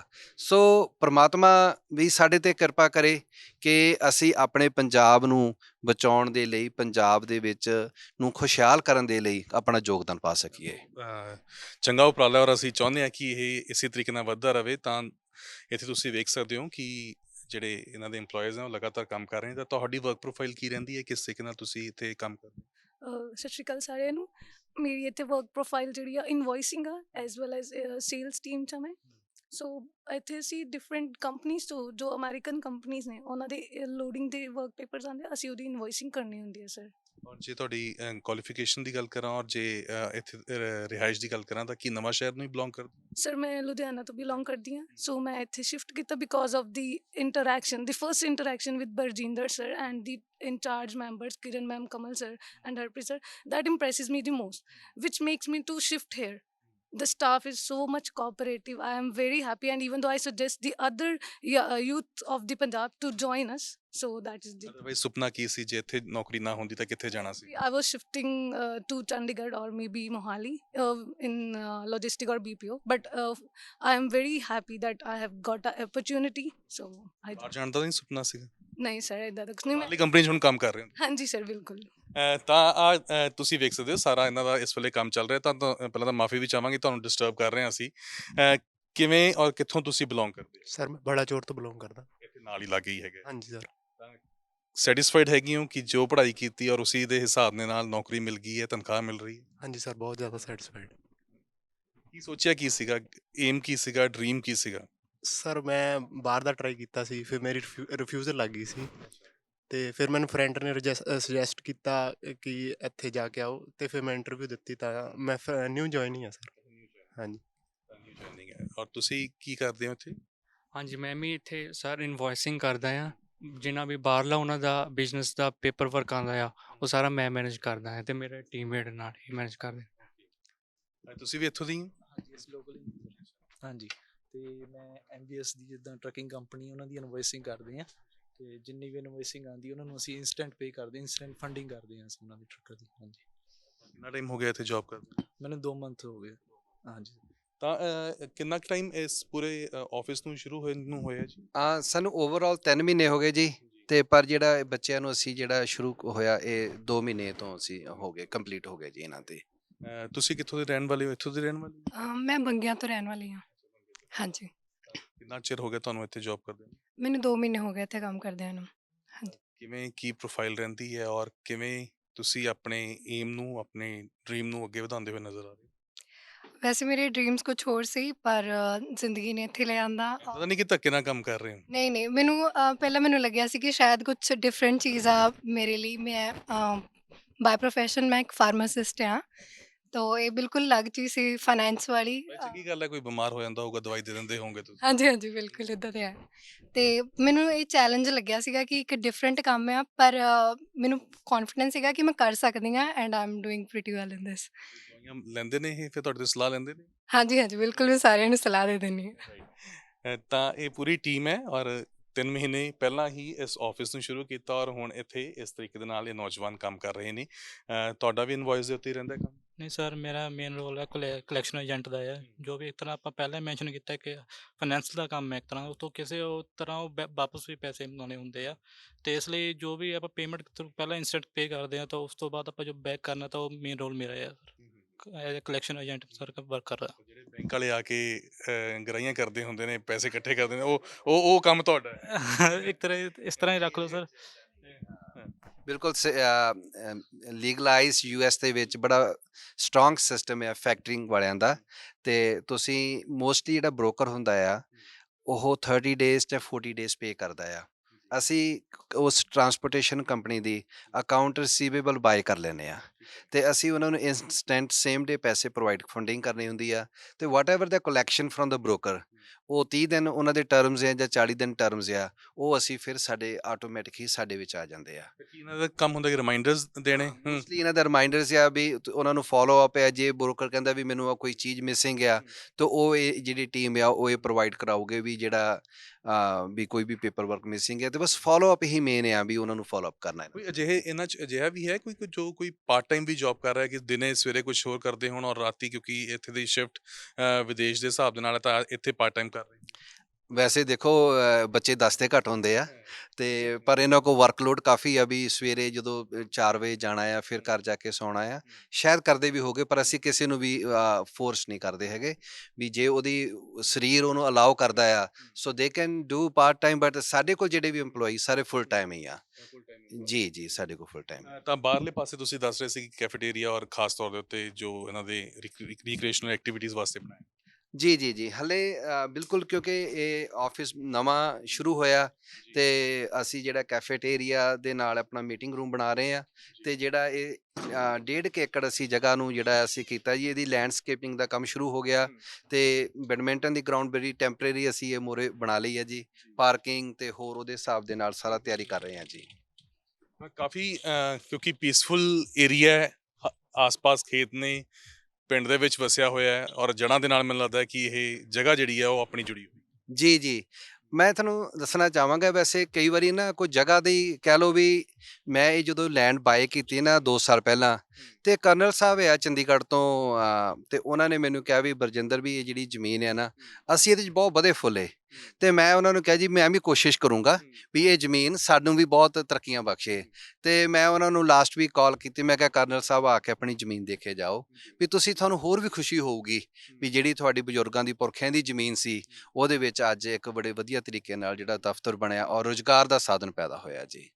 ਬਹੁਤ ਚੰਗਾ ਲੱਗਿਆ ਬਰਜਿੰਦਰ ਜੀ ਤੁਹਾਨੂੰ ਮਿਲ ਕੇ, ਔਰ ਅਸੀਂ ਆਸ ਕਰਦੇ ਹਾਂ ਕਿ ਜਿਸ ਤਰੀਕੇ ਨਾਲ ਤੁਸੀਂ ਕੰਮ ਪੰਜਾਬ ਦੇ ਲਈ, ਪੰਜਾਬ ਦੇ ਬੱਚਿਆਂ ਲਈ ਕਰ ਰਹੇ ਹੋ ਇਸੇ ਤਰੀਕੇ ਨਾਲ ਕਰਦੇ ਰਹੋ, ਔਰ ਅਗਲੀ ਵਾਰ ਜਦੋਂ ਅਸੀਂ ਆਈਏ ਤਾਂ ਇਹ ਮਲਟੀ ਸਟੋਰੀ ਆਫਿਸ ਜੋ ਹੈ ਉਹ ਸਾਨੂੰ ਦੇਖਣ ਨੂੰ। ਜੀ ਬਿਲਕੁਲ ਕੋਸ਼ਿਸ਼ ਕਰਾਂਗੇ ਜੀ, ਔਰ ਅਸੀਂ ਇਹਨਾਂ ਬੱਚਿਆਂ ਦੀਆਂ ਉਮੀਦਾਂ ਤੇ ਖਰਾ ਉਤਰਨ ਦੀ ਕੋਸ਼ਿਸ਼ ਕਰਾਂਗੇ ਤਾਂ ਕਿ ਇਹ ਬੱਚੇ ਆਪਣੇ ਫਾਈਨੈਂਸ਼ਲੀ ਔਰ ਮੈਂਟਲੀ ਪਰਿਵਾਰਕ ਤੌਰ ਤੇ ਅਸੀਂ ਕੋਸ਼ਿਸ਼ ਕਰਦੇ ਹਾਂ ਕਿ ਜਿਹੜਾ ਵੀ ਸਾਡੇ ਕੋਲ ਬੱਚਾ ਆਇਆ ਅਸੀਂ ਉਹਨੂੰ ਐਜ਼ ਏ ਪਰਿਵਾਰ ਹੀ ਟਰੀਟ ਕਰੀਏ ਤੇ ਉਹਨਾਂ ਦੀਆਂ ਲੋੜਾਂ ਨੂੰ ਸਮਝਦੇ ਹੋਏ ਸਾਰਾ ਉਹਨਾਂ ਦੇ ਕਾਰੋਬਾਰ ਨੂੰ ਸਥਾਪਿਤ ਕਰੀਏ ਜੀ। ਬਹੁਤ ਧੰਨਵਾਦ। ਤਾਂ ਬਰਜਿੰਦਰ ਸਿੰਘ ਖਾਸ ਤੌਰ ਦੇ ਉੱਤੇ ਪੰਜਾਬ ਦੇ ਪਿੰਡ ਦੇ ਵਿੱਚ ਹੀ ਨੌਜਵਾਨਾਂ ਨੂੰ ਰੁਜ਼ਗਾਰ ਦਿੰਦੇ ਹੋਏ ਨਜ਼ਰ ਆਏ ਨੇ, ਜਿੱਥੇ ਵਿਦੇਸ਼ ਜਾਣ ਦੀ ਬੱਚਿਆਂ ਨੂੰ ਹੋੜ ਲੱਗੀ ਹੋਈ ਹੈ। ਬੱਚੇ ਪੰਜਾਬ ਛੱਡ, ਆਪਣੀ ਜੜ੍ਹਾਂ ਛੱਡ ਵਿਦੇਸ਼ ਜਾਣਾ ਚਾਹੁੰਦੇ ਨੇ ਔਰ ਉੱਥੇ ਹੀ ਇਹਨਾਂ ਦੇ ਵੱਲੋਂ ਵਿਦੇਸ਼ੀ ਕੰਪਨੀ ਦੀ ਹੀ ਬ੍ਰਾਂਚ ਪੰਜਾਬ ਦੇ ਵਿੱਚ ਖੋਲ੍ਹ ਕੇ ਉਹਨਾਂ ਨੂੰ ਰੁਜ਼ਗਾਰ ਦਿੱਤਾ ਜਾ ਰਿਹਾ ਹੈ। ਉਹਨਾਂ ਦੇ ਜੇਕਰ ਰੁਜ਼ਗਾਰ ਵੀ ਦਿੱਤਾ ਗਿਆ ਤਾਂ ਉਸ ਦੇ ਉੱਤੇ ਖਾਸ ਤੌਰ ਦੇ ਉੱਤੇ ਧਿਆਨ ਦਿੱਤਾ ਜਾ ਰਿਹਾ ਕਿ ਤਨਖਾਹਾਂ ਇੰਨੀਆਂ ਹੋਣ ਤਾਂ ਕਿ ਉਹਨਾਂ ਨੂੰ ਕੋਈ ਜੱਦੋ ਜਹਿਦ ਨਾ ਕਰਨੀ ਪਵੇ, ਉਹਨਾਂ ਦਾ ਘਰ ਦਾ ਗੁਜ਼ਾਰਾ ਚੰਗੇ ਤਰੀਕੇ ਨਾਲ ਚੱਲਦਾ ਰਹੇ। ਕੈਮਰਾ ਪਰਸਨ ਦਵਿੰਦਰ ਦੇ ਨਾਲ ਗਗਨਦੀਪ ਸਿੰਘ, ਪ੍ਰੋ ਪੰਜਾਬ ਟੀਵੀ, ਨਵਾਂ ਸ਼ਹਿਰ। ਪੰਜਾਬ ਦੀ ਹਰ ਵੱਡੀ ਖਬਰ ਤੇ ਵੱਡਾ ਇੰਟਰਵਿਊ ਸਭ ਤੋਂ ਪਹਿਲਾਂ ਦੇਖਣ ਲਈ ਡਾਊਨਲੋਡ ਕਰੋ ਪ੍ਰੋ ਪੰਜਾਬ ਟੀਵੀ ਦਾ ਮੋਬਾਈਲ ਐਪ।